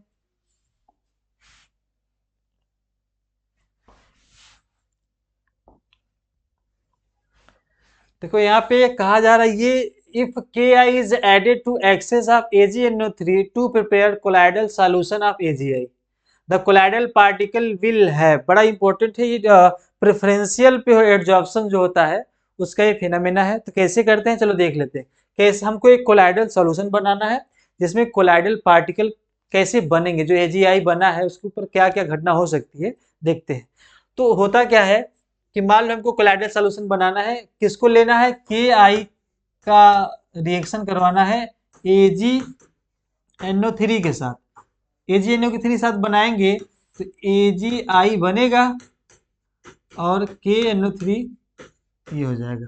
बड़ा इंपॉर्टेंट यह है, यहाँ पे कोलाइडल जो पार्टिकल आया है हमारा, ये कोलाइडल पार्टिकल है AgI, ये कोलाइडल पार्टिकल है आपका, और ये जो KNO3 है सॉल्यूशन में डिस्पर्शन मीडियम में रहेगा वहां पे। अब यहाँ पे अगर इसको मैं एक्सेस में ले लिया, एक्सेस में, तो अगर इसको एक्सेस में लेंगे तो करता क्या है कोलाइडल पार्टिकल, ई जो कोलाइडल पार्टिकल बैठा है मस्त, ई क्या करेगा, ई जो एक्सेस में ले रखे हैं उसमें से अपने कॉमन आयन को अपने सरफेस पे एब्जॉर्ब करता है। बड़ा इंपॉर्टेंट पॉइंट, ई एब्जॉर्ब करेगा, देखो कैसे। तो ई AgI है जो कि कोलाइडल पार्टिकल है, करता क्या है, ये अपने सरफेस पे इसमें से कॉमन है, इसमें कॉमन आयन क्या रखा है Ag प्लस इतना माइनस वाला पार्ट, तो ये अपने कॉमन आयन इसमें कौन है, Ag का कॉमन आयन Ag, तो इसको एब्जॉर्ब करेगा अपने सरफेस पे एब्जॉर्ब करता है। और इस तरीके से सरफेस पे एडजॉर्ब होगा, प्रेफरेंशियली इस तरीके से एडजॉर्ब होता है कि अपना चार्ज इसको दे के इस कोलाइडल पार्टिकल का भी चार्ज कहता है भाई साहब तुम्हारा भी चार्ज कितना हो गया प्लस, वो प्लस चार्ज का हो जाता है। तो इनमें एक लेयर बनती है, इनमें एक लेयर बनता है, जैसे कि AgI ने एडजॉर्ब किया अपने कॉमन आयन को, तो यहाँ पे common ion Ag plus adsorb करेगा इसे Ag+, और ये जो काउंटर आयन इसको बोलते हैं काउंटर आयन, जो डिस्पर्सन मीडियम में रहता है, उसको बोलते हैं काउंटर आयन। और ये काउंटर आयन, ये पूरा कंटेनर एक सॉल्यूशन में लिया जाए, एक सॉल्यूशन में घटना हो रही है। हाँ, तो काउंटर आयन जो आपका होता है भाई, वो भी ये जो लेयर बन जाती है, ये चार्ज दे देता है इसको, जो लेयर बनता है इसको बोलते हैं फिक्स्ड लेयर, फिक्स्ड लेयर बोलते हैं, फिक्स्ड लेयर। अब ये जो काउंटर आयन होता है वो भी अट्रैक्ट होकर इनके साथ एक लेयर बनाता है, लेयर बनाएगा। अगर लेयर बनाता है तो इसको बोलते हैं हम लोग डिफ्यूज्ड लेयर, डिफ्यूज्ड लेयर बोलते हैं, इसको डिफ्यूज्ड लेयर बोलते हैं। तो दो डबल लेयर प्राप्त हो जाती है, अपोजिट साइन की, अपोजिट चार्ज के दो लेयर आ जाते हैं। इन्हीं दो लेयर को हम लोग बोलते हैं हेल्महोल्ट्ज इलेक्ट्रिकल डबल लेयर बोलते हैं। एक होता है फिक्स्ड लेयर जो कि कॉमन आयन के, जो कॉमन एडजॉर्ब करता है उसके बीच में बनता है, और एक होता है जो काउंटर आयन के द्वारा जो लेयर बनता है उसके बीच में। फिक्स्ड लेयर मूव नहीं कर सकता, हमारा जो डिफ्यूज्ड लेयर है वो मूव कर सकता है। तो ये जो दो डबल लेयर बने हैं इनमें एक पोटेंशियल डिफरेंस जनरेट हो जाता है, उसी दो लेयर के बीच में जो पोटेंशियल डिफरेंस जनरेट होता है उसे हम लोग बोलते हैं जेटा पोटेंशियल या इलेक्ट्रोकाइनेटिक्स बोलते हैं। तो ये पूरा फिनोमेना हमने आपको बता दिया। अल्टीमेट क्या करता है कि जब Ki से आप AgNO3 के साथ करवाएंगे तो ये जो कोलाइडल पार्टिकल बनेगा, इसको आप एक्सेस में ले लिए हो तो इसमें से अपने कॉमन आयन को एब्जॉर्ब करता है सरफेस पे, बन गया कोलाइडल पार्टिकल। ये एक्सेस में लिए हैं तो उसको एब्जॉर्ब करेगा अपने सरफेस पे। अब ये क्या करता है, जिस चार्ज का रहेगा ये कॉमन आयन, वही चार्ज इस कोलाइडल पार्टिकल को दे देता है। तो ये प्लस चार्ज का एब्जॉर्ब किया अपने सरफेस पे, तो ये प्लस चार्ज इसको दे देता है। बात यहीं तक था, सवाल में क्वेश्चन आपकी यहीं तक था, थोड़ी ही हम थोड़ा एक्सटेंड कर दें क्योंकि कंप्लीट करना था। तो कौन सा चार्ज दे रहा है, अगर मान लो यहाँ पे इसको एक्सेस में लेते तो आई, अगर इसको एक्सेस में हम ले लेते तो AgI तो बनता ही बनता कोलाइडल पार्टिकल, अगर इसको एक्सेस में लेते तो अब इनमें से जो कॉमन आयन होता है सरफेस पे एब्जॉर्ब करता, तो सरफेस पे एब्जॉर्ब किसको करता है, इनमें से I माइनस को, I माइनस, ये I माइनस को करता भाई साहब। अब ये जो I माइनस है, अब इस कोलाइडल पार्टिकल को कौन सा चार्ज प्रोवाइड करेगा, माइनस। बट यहाँ पे एक्सेस में ये लिया गया है, तो इसमें जो कॉमन आयन होगा वो सरफेस पे एब्जॉर्ब होगा और वो अपना चार्ज इसको दे देगा कोलाइडल पार्टिकल को। तो यहाँ पे अभी पॉजिटिव चार्ज का कोलाइडल पार्टिकल हो गया। और ये जो काउंटर, अब इनके बीच में जो सरफेस जो एब्जॉर्ब होते हैं इनमें एक लेयर बनती है, उस लेयर को बोलते हैं फिक्स्ड लेयर। और फिर जो डिस्पर्सन मीडियम में जो काउंटर आयन प्रेजेंट होता है अपोजिट चार्ज का, वो भी एक लेयर बनाता है, उसी लेयर को बोलते हैं डिफ्यूज्ड लेयर। तो यहाँ पे दो डबल लेयर प्राप्त हो गए अपोजिट चार्ज के। तो अपोजिट चार्ज के दो डबल लेयर प्राप्त हुए, तो उसी डबल लेयर को हम लोग बोलते हैं हेल्महोल्ट्ज इलेक्ट्रिकल डबल लेयर। और उनमें जो अपोजिट चार्ज की वजह से जो पोटेंशियल डिफरेंस जनरेट हो जाती है उसी को हम लोग बोलते हैं जेटा पोटेंशियल या इलेक्ट्रोकाइनेटिक्स। बड़ा आसान क्वेश्चन था। अगर इसको एक्सेस में लिया होता, पूछता कि बताओ कोलाइडल पार्टिकल कौन सा चार्ज होगा, शो करेगा, तो नेगेटिव करता, क्योंकि आई यहाँ पे एडजॉर्ब होता कॉमन आयन, तो इसको नेगेटिव प्रोवाइड करता है। यहाँ पे एक्सेस में ये ले लिए हैं और कॉमन आयन पॉजिटिव निकलेगा तो पॉजिटिव वाला चार्ज इसको पॉजिटिव प्राप्त कर देगा, इसको पॉजिटिव बना देगा। तो यहाँ पे लिखा है सेकेंड पॉजिटिव चार्ज देगा। बड़ा इंपॉर्टेंट था, माइंड में सेट कर लेना आप कि अगर रिएक्शन में मान लो एग्जामिनेशन में आपको कहे कि Ki एक्सेस में ले लिया तो बताओ कौन सा चार्ज होगा कोलाइडल पार्टिकल। भाई Ki में आई वाला अपने इंपॉर्टेंट की पॉइंट यह है कि अपने कॉमन आयन को ही अपने सरफेस पे एब्जॉर्ब करता है। तो AgI में कॉमन आयन इसमें क्या था, AgNO3 में Ag, इसलिए अपने कॉमन आयन को ले लिया। Ki अगर एक्सेस में लेते तो इसमें कॉमन आयन क्या रहता, I, क्योंकि इसमें I है देखो, तो इसलिए वो I को अपने सरफेस पे एब्जॉर्ब करता। तो अपने कॉमन आयन को जैसे ही सरफेस पे एब्जॉर्ब करेगा तो वह जो कॉमन आयन का जो भी चार्ज रहेगा उस कोलाइडल पार्टिकल के ऊपर आ जाएगा और वो कोलाइडल पार्टिकल उस चार्ज में बिहेव करने लगता है। बड़ा इंपॉर्टेंट फैक्टर था। जब कोई आप सॉल्यूशन बनाओ अगर कोई कोलाइडल पार्टिकल बना रहे हो तो अगर जिसको आप एक्सेस में लेते हो उसमें जो कॉमन आयन होगा उसका चार्ज, वही चार्ज उसका उस कोलाइडल पार्टिकल का हो जाता है। तो ये हो गया आपका दूसरा। अगले क्वेश्चन की बात करते हैं।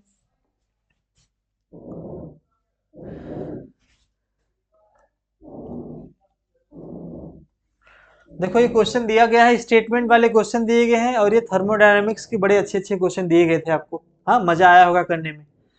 एट कांस्टेंट वॉल्यूम पे कहा जा रहा है आइसोकोरिक प्रोसेस, जिसका मतलब कि क्या होता है कि डेल डब्ल्यू की वैल्यू जीरो हो जाती है। एट कांस्टेंट वॉल्यूम पे ये जीरो हो जाता है, अभी जस्ट बताया हूं।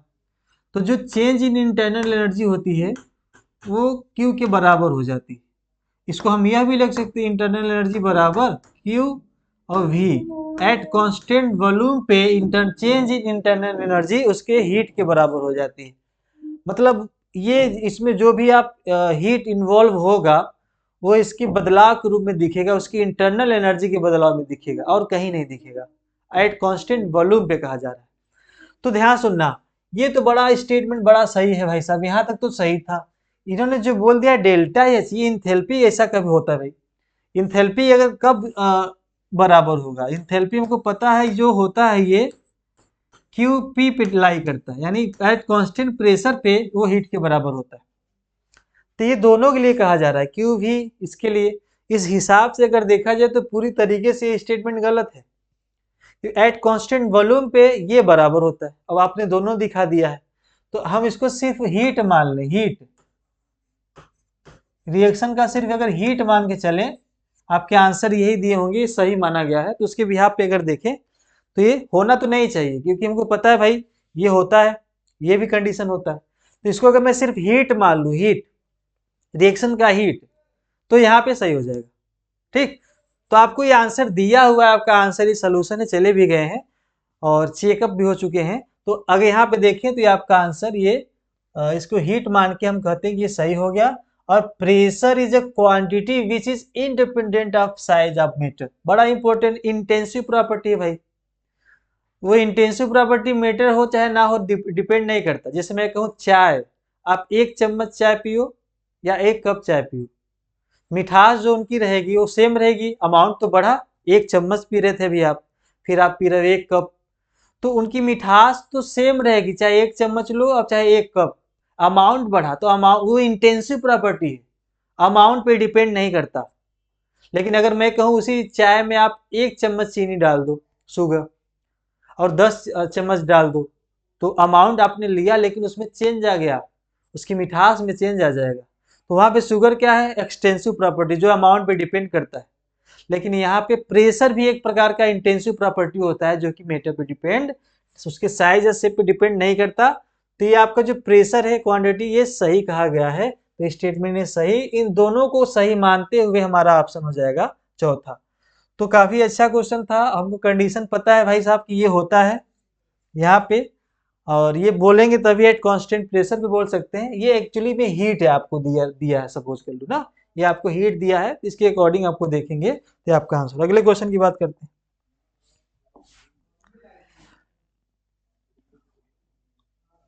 तो सफर यहीं तक था, 10 का दम, मतलब 10 क्वेश्चन। और जितने भी क्वेश्चन थे थर्मोडायनेमिक्स से, जितने भी क्वेश्चन थे, बड़े अच्छे सवाल थे, बड़े अच्छे क्वेश्चन थे। और आप इन पे जरूर काम करो। जहां गलती इनमें हो, फार्मूला ज्यादातर इसमें यूज होते हैं, और कुछ थियोरेटिकली बेस्ड जो क्वेश्चन होते हैं उनमें तो आप जरूर पढ़िएगा। एनसीईआरटी को जरूर फॉलो करिए इसको पढ़ने के लिए। सो आप स्वस्थ रहिए और सुबह उठ के अपने माता पिता के पैर जरूर छुइए। Thank you so much. Hello बच्चों, न्यू लाइट के यूट्यूब चैनल पर आप सभी का स्वागत है। प्यारे बच्चों, मैं विक्रम चक्रवर्ती आज आपके समक्ष लेकर के हाजिर हुआ हूँ 10 का दम का सेशन। और आज हमारा पेपर है all India full syllabus test 12, जो कि कल मतलब परसों 1 तारीख को 1 जनवरी 2023 को हमारे इंस्टीट्यूट की तरफ से ऑनलाइन ऑफलाइन मोड दोनों में कनेक्ट हुआ था। पेपर काफ़ी अच्छा था, आप सभी ने बढ़ चढ़ के हिस्सा लिया, इसके लिए आप सभी को विशेष धन्यवाद। और सबसे पहले अपने सीनियर साथी संगम पांडे सर, सुधीर कटियार सर और डॉक्टर शैलेंद्र सर को विशेष धन्यवाद देना चाहेंगे, जिन्होंने इस पेपर को काफ़ी अच्छे से एक्सप्लेन किया है और उन्होंने बहुत कुछ सिखाया अपने सेशन में। तो 10 के दम के सेशन में हम लोग आगे बढ़ते हैं। और ये पढ़ने का अधिकार सभी को, डॉक्टर बनने का हमारे डॉक्टर सर का लोगो, और उसके बाद ये लोगो 10 का दम का सेशन आप देख रहे हैं। और ये पेपर है नीट टेस्ट 12। और ये रहा क्वेश्चन आपके सामने पहला।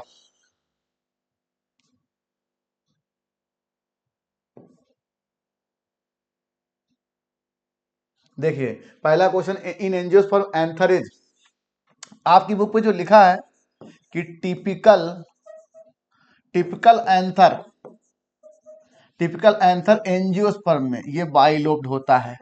एनसीईआरटी में जहां कहीं पर भी टिपिकल लिखा होता है उसका मतलब होता है मेजॉरिटी, ये बात आप ध्यान रखें। उसका मतलब होता है मेजॉरिटी, मतलब मेजॉरिटी ऑफ एंजियोस्पर्म में आपका बाइलोब्ड होता है। इसका मतलब इसके कुछ एक्सेप्शन भी होंगे। इसका एक फॉर्मूला था M4। अब ये M4 का फॉर्मूला क्या है भाई, ये पहला है, एक होगा M का मतलब मालवेसी, और एक M का मतलब हो गया मोनोलोब्ड एंथर, ठीक, मोनोलोब्ड एंथर, और तीसरे M का मतलब हो गया मोनोथेकस, ठीक है। और इसमें जो एंडोसियम होता है वो मोनोएडेल्फस होता है, मोनोएडेल्फस, ठीक है। ठीक है, तो ये आपका एक तरह से पीवाईक्यू था, और ये आपको पता होना चाहिए कि जब majority of angiosperm anther bilobed होता है, और यहाँ ये चार information, Malvaceae family, monolobed anther, monothecous और मोनोडेल्फस, ये आपके मॉर्फोलॉजी में लिखा हुआ है। और चैप्टर नंबर 2 एनसीईआरटी 12 की जो बुक में जहाँ पर इनाट्रोपस, मल्टीकार्पेली, सिनकार्पस, एपोकार्पस का डायग्राम बना है, मिकेलिया और पेपेवर का, उसके बगल में देखिए हिबिस्कस के स्टेमन्स का डायग्राम बना हुआ है। तो हिबिस्कस का डायग्राम था, तो वहीं से ये मैंने क्वेश्चन को निकाला है, ठीक है। तो बाइलोब्ड और मोनोलोब्ड ये दोनों हैं, ये आपको पता होना चाहिए, ठीक है। तो हिबिस्कस का डायग्राम वहां बना हुआ था, तो वहां से मैंने, अब ऐसा नहीं है कि एनसीईआरटी में लाइन नहीं है तो क्वेश्चन नहीं बनेगा, डायग्राम अगर है तो उस डायग्राम संबंधित जो भी इंफॉर्मेशन है वो आपको दी जाएगी। तो ये वहीं से था। तो M4 का फॉर्मूला मालवेसी, मोनोलोब, मोनोथिकस और मोनोडेल्फस, ये होता है कंडीशन M4 का, याद रखिएगा। और टिपिकल एंथर का मतलब बाइलोब्ड, इसी को मेजॉरिटी बोलते हैं, इसी को मोस्टली बोलते हैं, ठीक। तो ये आंसर मिली फोर्थ। अब देखिए with the following statement incorrect for isogametes Cladophora. अब ये जो आप आइसोगैमेट्स पढ़ते हो, आइसोगैमेट्स, ठीक है, इन्हीं को हम होमोगैमेट्स भी कह सकते हैं, ठीक, होमोगैमेट्स। और ये जो आइसोगैमेट्स का मतलब है ये मार्फोलॉजी सिमिलर, ठीक, मार्फोलॉजी सिमिलर। और ये जो हेट्रोगैमेट्स लिखा होता है, इसका मतलब, हेट्रोगैमेट्स का मतलब है morphology dissimilar,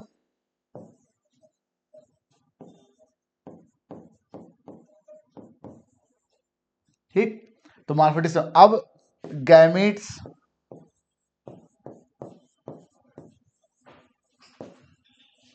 always physiologically different,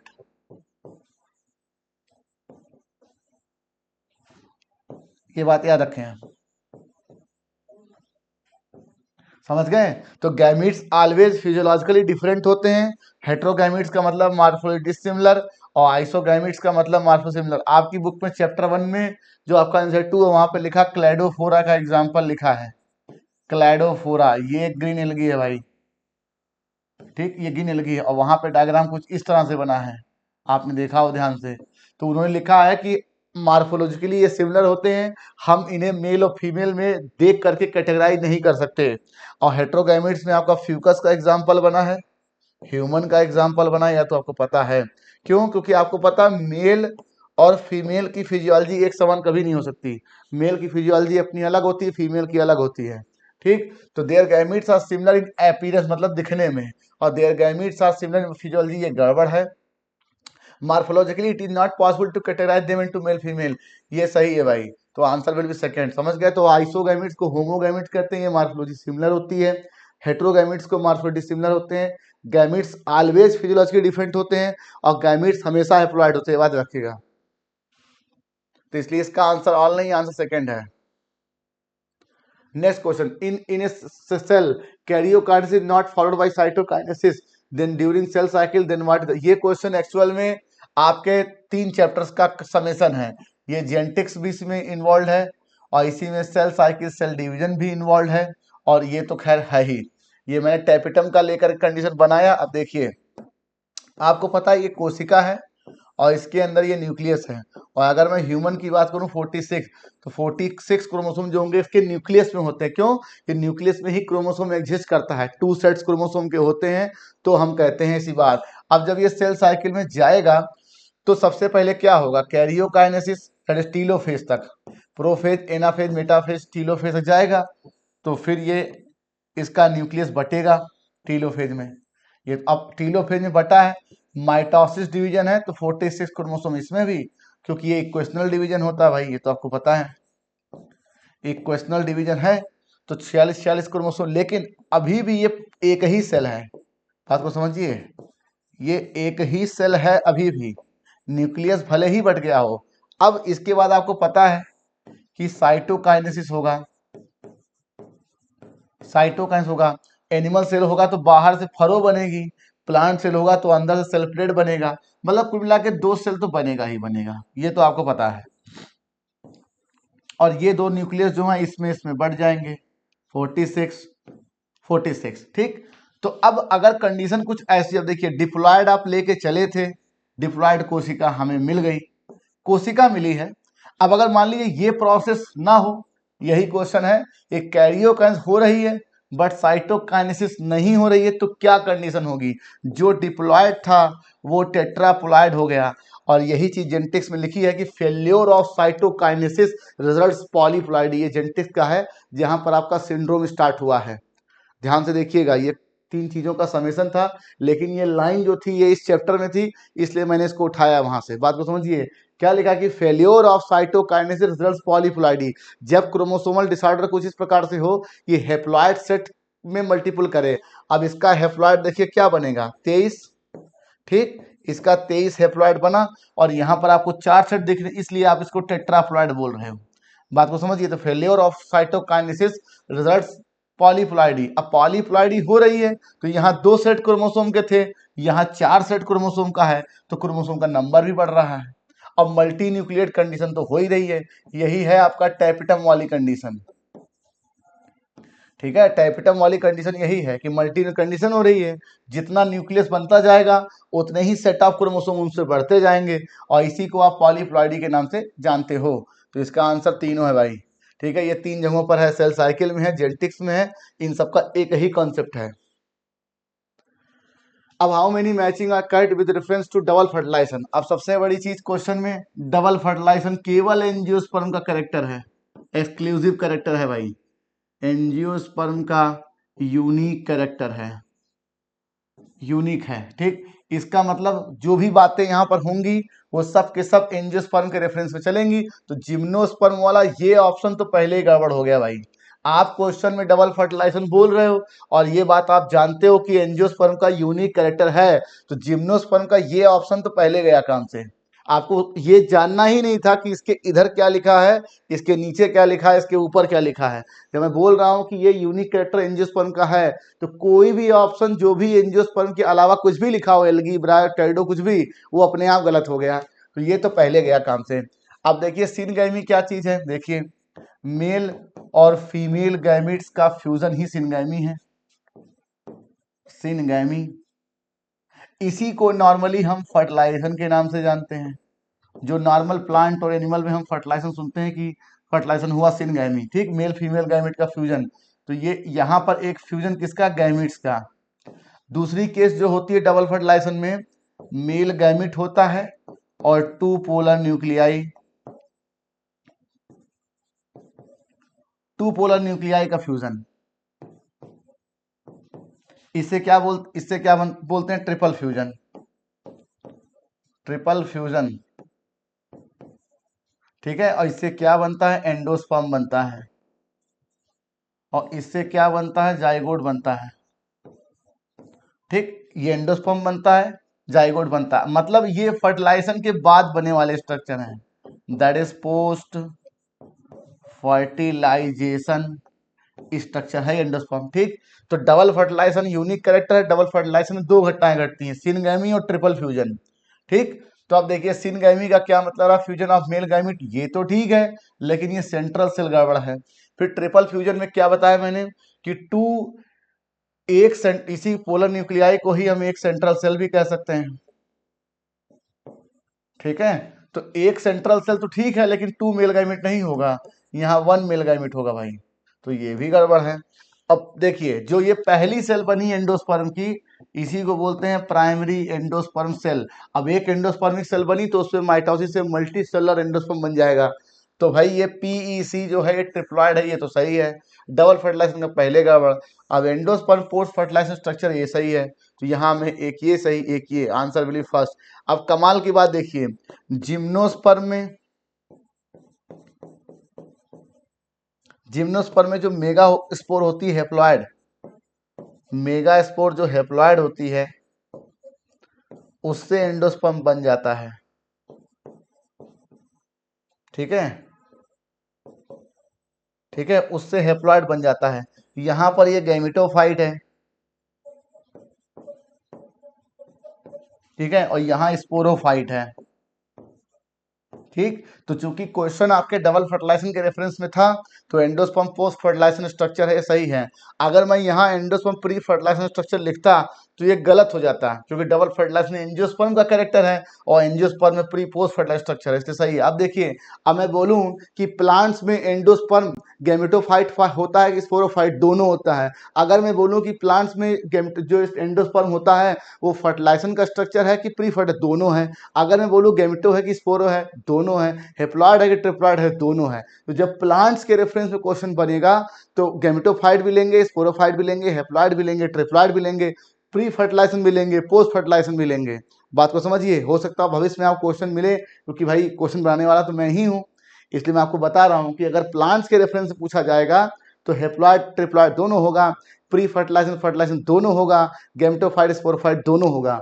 ठीक है, तो यहाँ डबल फर्टिलाइजेशन लिखा था, इसलिए जितनी मैचिंग चलेगी वो डबल फर्टिलाइजेशन एंजियोस्पर्म के रिगार्डिंग चलेगी, आंसर विल बी फर्स्ट। अब लिखा माइक्रोपाइल रिमेन सीड कोट। आपको पता seed seed seed basis of agriculture है, ये बात आपको पता है। इसमें फूड रिजर्व रहता है, ये भी आपको पता है, फूड रिजर्व। अब सीड जर्मिनेशन के समय एक तरह का ग्रोथ प्रोसेस है, और ग्रोथ के लिए चाहिए क्या, ग्रोथ प्रोसेस होता है उसके लिए चाहिए मेटाबॉलिज्म, और मेटाबॉलिज्म के लिए चाहिए एनर्जी, और एनर्जी आएगी आपकी ऑक्सीजन के द्वारा एरोबिक रेस्पिरेशन से, और उसके लिए एंजाइम एक्टिवेटर के लिए पानी चाहिए। तो एयर और वाटर की एंट्री को फैसिलिटेट करता है माइक्रोपाइल। फूड की क्यों करेगा, फूड तो उसके पास पहले है, और पौधा कभी भी दूसरे से फूड लेता थोड़े है, फूड बनाता है, फूड देता है दुनिया को। बाकी ये कोई एनिमल नहीं है जो फूड लेगा अपने पोर से, ये कोई आसिया नहीं है पोरिफेरा का जहां से फूड एंट्री करता है। बात को समझिए, लोगों ने सोचा सर माइक्रोपाइल है, गड़बड़ बात है भाई। एक पौधे का स्ट्रक्चर है तो पौधा फूड नहीं लेता है, पौधा जो होता है पानी ले सकता है, ऑक्सीजन ले सकता है, मिनरल ले सकता है, और फूड ऑर्गेनिक होता है, फूड पौधा बनाता है, इसलिए फूड एंट्री नहीं कराएंगे इसमें। तो भैया बी और सी। कुछ लड़कों को लगा सर फूड भी एंट्री कर जाएगा, ऐसा नहीं है, क्योंकि उन्होंने लगा कि भाई ऑक्सीजन या मिनरल जो होते हैं पानी के माध्यम से जा रहे हैं वो फूड है, नहीं। फूड का जो टर्म लगता है वो ऑर्गेनिक फूड के रिगार्डिंग लगता है, और मिनरल्स और खनिज वो न्यूट्रिएंट होते हैं। बात को समझिए, तो ये फूड रिजर्व होता है, ग्रोथ के लिए मेटाबॉलिज्म चाहिए, उसके लिए एरोबिक रेस्पिरेशन चाहिए, पानी चाहिए। तो बी और सी, और ये बुक की लाइन थी, आपको पता भी होनी चाहिए थी। अब लिखा in the resting muscle fibre troponin. देखिए, ट्रोपोनिन वो प्रोटीन होती है जो एक्टिन फिलामेंट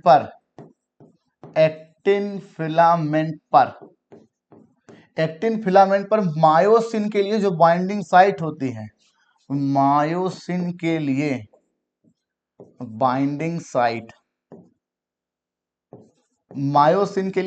साइट होती है, उसे पार्शियली ये ट्रोपोनिन कवर किए रहती है रेस्टिंग कंडीशन में। इसीलिए क्वेश्चन, इसीलिए देखा ना, रेस्टिंग कंडीशन में ध्यान रखिए, पार्शियली कवर किए रहती है, किए होती है। और जब मसल्स कॉन्ट्रैक्शन इनिशिएट होता है तो कैल्शियम +2 आयन सार्कोप्लाज्मिक रेटिकुलम से निकलता है, रेटिकुलम, ठीक, सार्कोप्लाज्मिक रेटिकुलम से कैल्शियम आयन निकलता है, और वो इस ट्रोपोनिन के सब यूनिट से बाइंड करता है, ट्रोपोनिन के सब यूनिट से बाइंड करेगा, और इस एक्टिन फिलामेंट पर मायोसिन के लिए जो बाइंडिंग साइट है उसे रिमूव करेगा, दैट इज अनमास्क करेगा। ठीक है, ये अनमास्किंग करता है। ठीक है, एक्टिन पर फिलामेंट पर मायोसिन के लिए जो बाइंडिंग साइट होती है, जो पार्शियली कवर की होती है ट्रोपोनिन, उससे कैल्शियम आयन बाइंड करके, ठीक है, ट्रोपोनिन की सब यूनिट से बाइंड करके उसे रिमूव करता है। तो myosin binding site on actin, ठीक है, ये चीज है। तो प्रोपोनिन क्या करता है, एक्टिन फिलामेंट पर मायोसिन के लिए बाइंडिंग साइट को कवर किए रहता है और इसी चीज को रिमूव करता है कैल्शियम आयन। जब प्रोपोनिन से बाइंड करता है सब यूनिट से तो उसे अनमास्किंग कहता है। इसीलिए मसल्स कॉन्ट्रैक्शन के लिए कैल्शियम आयन जरूरी है। क्यों मसल्स कॉन्ट्रैक्शन के लिए कैल्शियम आयन जरूरी है, क्यों, ट्रोपोनिन से बाइंड करेगा जिससे एक्टिन फिलामेंट मायोसिन के लिए जो बाइंडिंग साइट की अनमास्किंग होगी तब एक्टिन मायोसिन से जुड़ेगा। बात को समझिए, इसलिए आंसर थर्ड। अब लिखा following are cut limit of sarcomere. अब देखिए ध्यान से मैं क्या बना रहा हूं।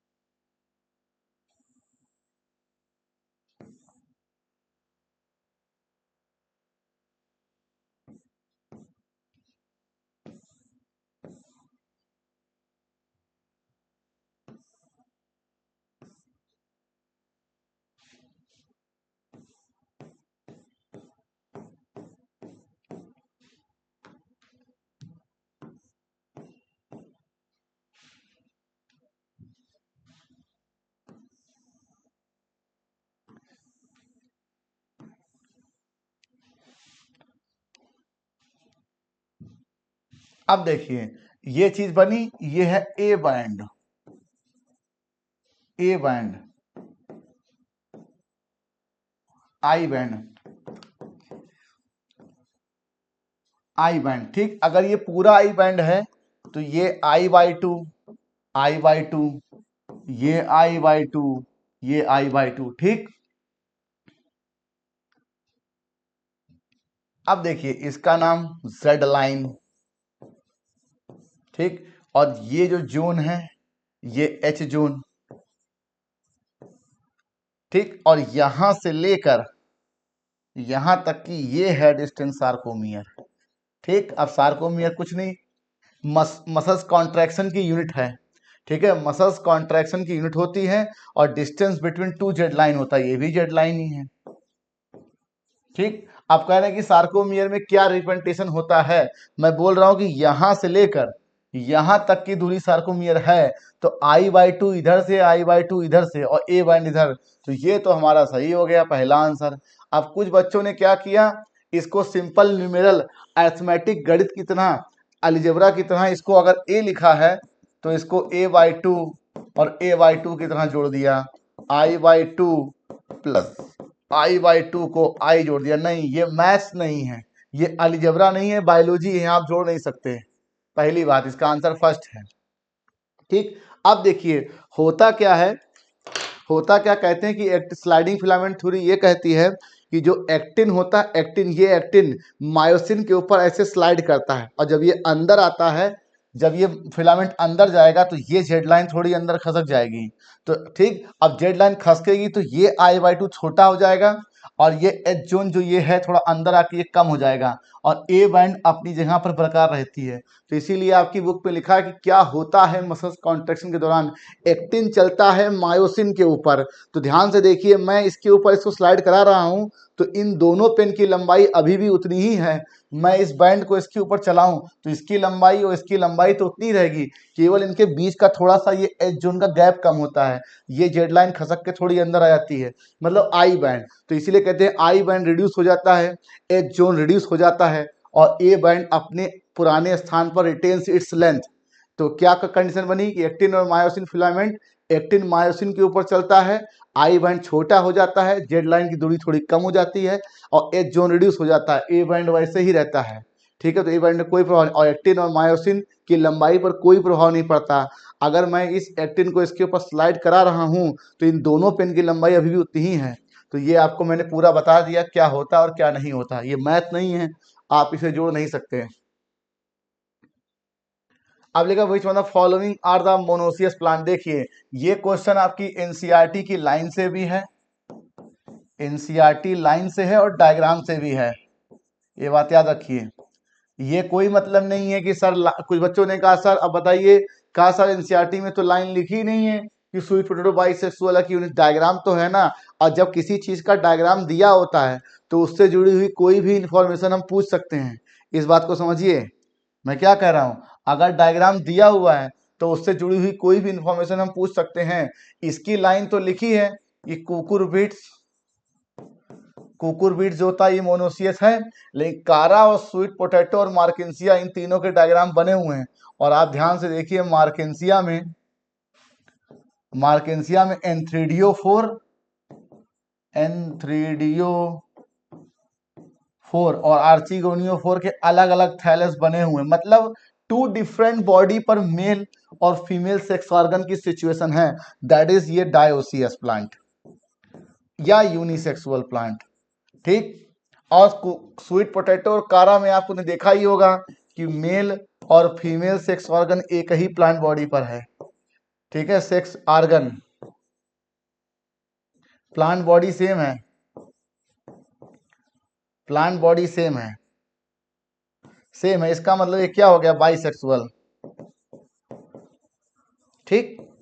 ये बात को समझिए। अब बहुत से दिक्कत होती है बच्चों की, सर ये मोनोसियस और बाइसेक्सुअल क्या मतलब, मोनोसियस, अब ध्यान समझिए, मोनोसियस का मतलब ये होता है, ये जो ईसीएस का मतलब होता है सेक्स, और मोनो का मतलब होता है एक ही बॉडी में। जब एक ही ऑर्गेनिज्म की एक body male female sex organ दोनों एक साथ एग्जिस्ट करें, को एग्जिस्ट करें, तो उन्हें बोलते हैं मोनोसियस। और मोनोसियस का ही दूसरा नाम मतलब मीनिंग है बाइसेक्सुअल, तीसरा हर्माफ्रोडाइट। तो हर्माफ्रोडाइट, बाइसेक्सुअल, मोनोसियस का मतलब एक है, डायोसियस यूनिसेक्सुअल का मतलब एक है। ये बात ध्यान से समझिए। तो इसलिए ये तीनों सही है भाई, BCD, ठीक। ये आपकी बुक के डायग्राम से भी था और लाइन से भी था। अब लिखा फिलीफॉर्म ऑपरेटर्स आर स्पेशल। आपको पता है कि ये अगर एम्ब्रियो सैक है, ध्यान समझिए, ये बड़ा कंसेप्ट का क्वेश्चन दिया था मैंने, और ये अगर आपका सिनर्जिड है मान लीजिए, ठीक, और ये अगर आपका एग है, और इसके अंदर ये आपकी फिलीफॉर्म ऑपरेटस, ठीक है। और मान लीजिए कि पॉलन ट्यूब ऐसे आ रहा है, पॉलन ट्यूब, तो पॉलन ट्यूब के अंदर आपके ये 2 मेल गैमेट होंगे। तो जो ये फिलीफॉर्म ऑपरेटस होता है, ये डायरेक्टली इसको एग में नहीं भेजता। बात को समझिए, फिलीफॉर्म ऑपरेटस क्या करता है, उससे गाइड करता है अपने अंदर आने के लिए, और यहाँ पर ये 2 मेल गैमेट रिलीज हो जाते हैं। एक मेल गैमेट यहाँ जाएगा, फ्यूज करेगा इसे, और दूसरा मेल गैमेट जो होगा इस पोलर न्यूक्लियाई से फ्यूज करेगा भाई। तो फिलीफॉर्म ऑपरेटस का काम होता है guide the entry of pollen tube to into embryo sac. ये तो आप सब ने याद कर रखा है कि इनटू द एम्ब्रियो सैक, लेकिन इस पॉलन ट्यूब को ये यहाँ सिनर्जिड जो होता है, सिनर्जिड में 2 मेल गैमेट रिलीज हो जाते हैं, और एक मेल गैमेट जाता है, एक से फ्यूज होता है, जायगोट बनाता है, दूसरा पोलर न्यूक्लियाई से फ्यूज करता है तो एंडोस्पर्म बनाता है। तो क्वेश्चन में ये नहीं है कि synergid guide the entry of pollen tube into the synergid, ये सही है, लेकिन synergid guide the entry directly into the egg नहीं, ये इस पॉलन ट्यूब को डायरेक्ट एग में नहीं लेके आता, मेल गैमेट यहीं तक इसको गाइड करता कि भाई ये है रास्ता, और 2 मेल गैमेट रिलीज होते हैं इनमें, तो ठीक है, तो एक इसको फ्यूज करेगा, तो ये आंसर सही है भाई। थर्ड वाला क्या लिखा कि guide the entry of pollen tube, हम सब सिर्फ ये याद करते हैं guide the entry of pollen tube, लेकिन कहाँ के लिए, अपने अंदर लाने के लिए, और यहाँ 2 मेल गैमेट रिलीज होते हैं, ये सीधा एग में इसको नहीं भेजता है, ये बात याद रखिएगा। अब देखिए इन angiosperm for the formation of 2 male gamete which type, देखिए सिंपल सी बात है, ये अगर एक पॉलन मदर सेल है या माइक्रोस्पोर मदर सेल। अब इसमें सबसे पहले कौन सा डिवीजन, मियोसिस, मियोसिस से आपके 1 2 3 4, ये 4 आपके क्या बने, माइक्रो स्पोर टेट्राड बन गया। अब इनमें होगा माइटोसिस 1, माइटोसिस 1। अब ये 4 आपके पॉलन ग्रेन बन जाएंगे, ध्यान से देखिए, ठीक। अब ध्यान से देखिए, ये अगर आपका एक सेल जेनरेटिव सेल,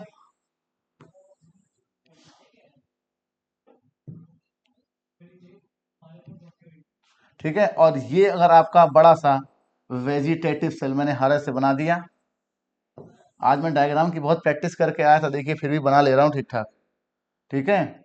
अब ध्यान से देखिए, ये आपका कौन सा cell? Generative cell, generative cell. और ये आपका वेजिटेटिव सेल। ठीक, अब देखिए क्या होगा आगे की कंडीशन सिचुएशन। आगे की सिचुएशन कुछ इस तरह से होगी कि ये जो आपका बना हुआ है, एक पॉलन ग्रेन को मैं यहां से उठा रहा हूं, और ये आपका जेनेटिव सेल, और ये रहा वेजिटेटिव सेल। ठीक, अब इसमें माइटोसिस 2 जो होगा वो इस सेल में होगा, माइटोसिस 2। अब कंडीशन क्या बनेगी?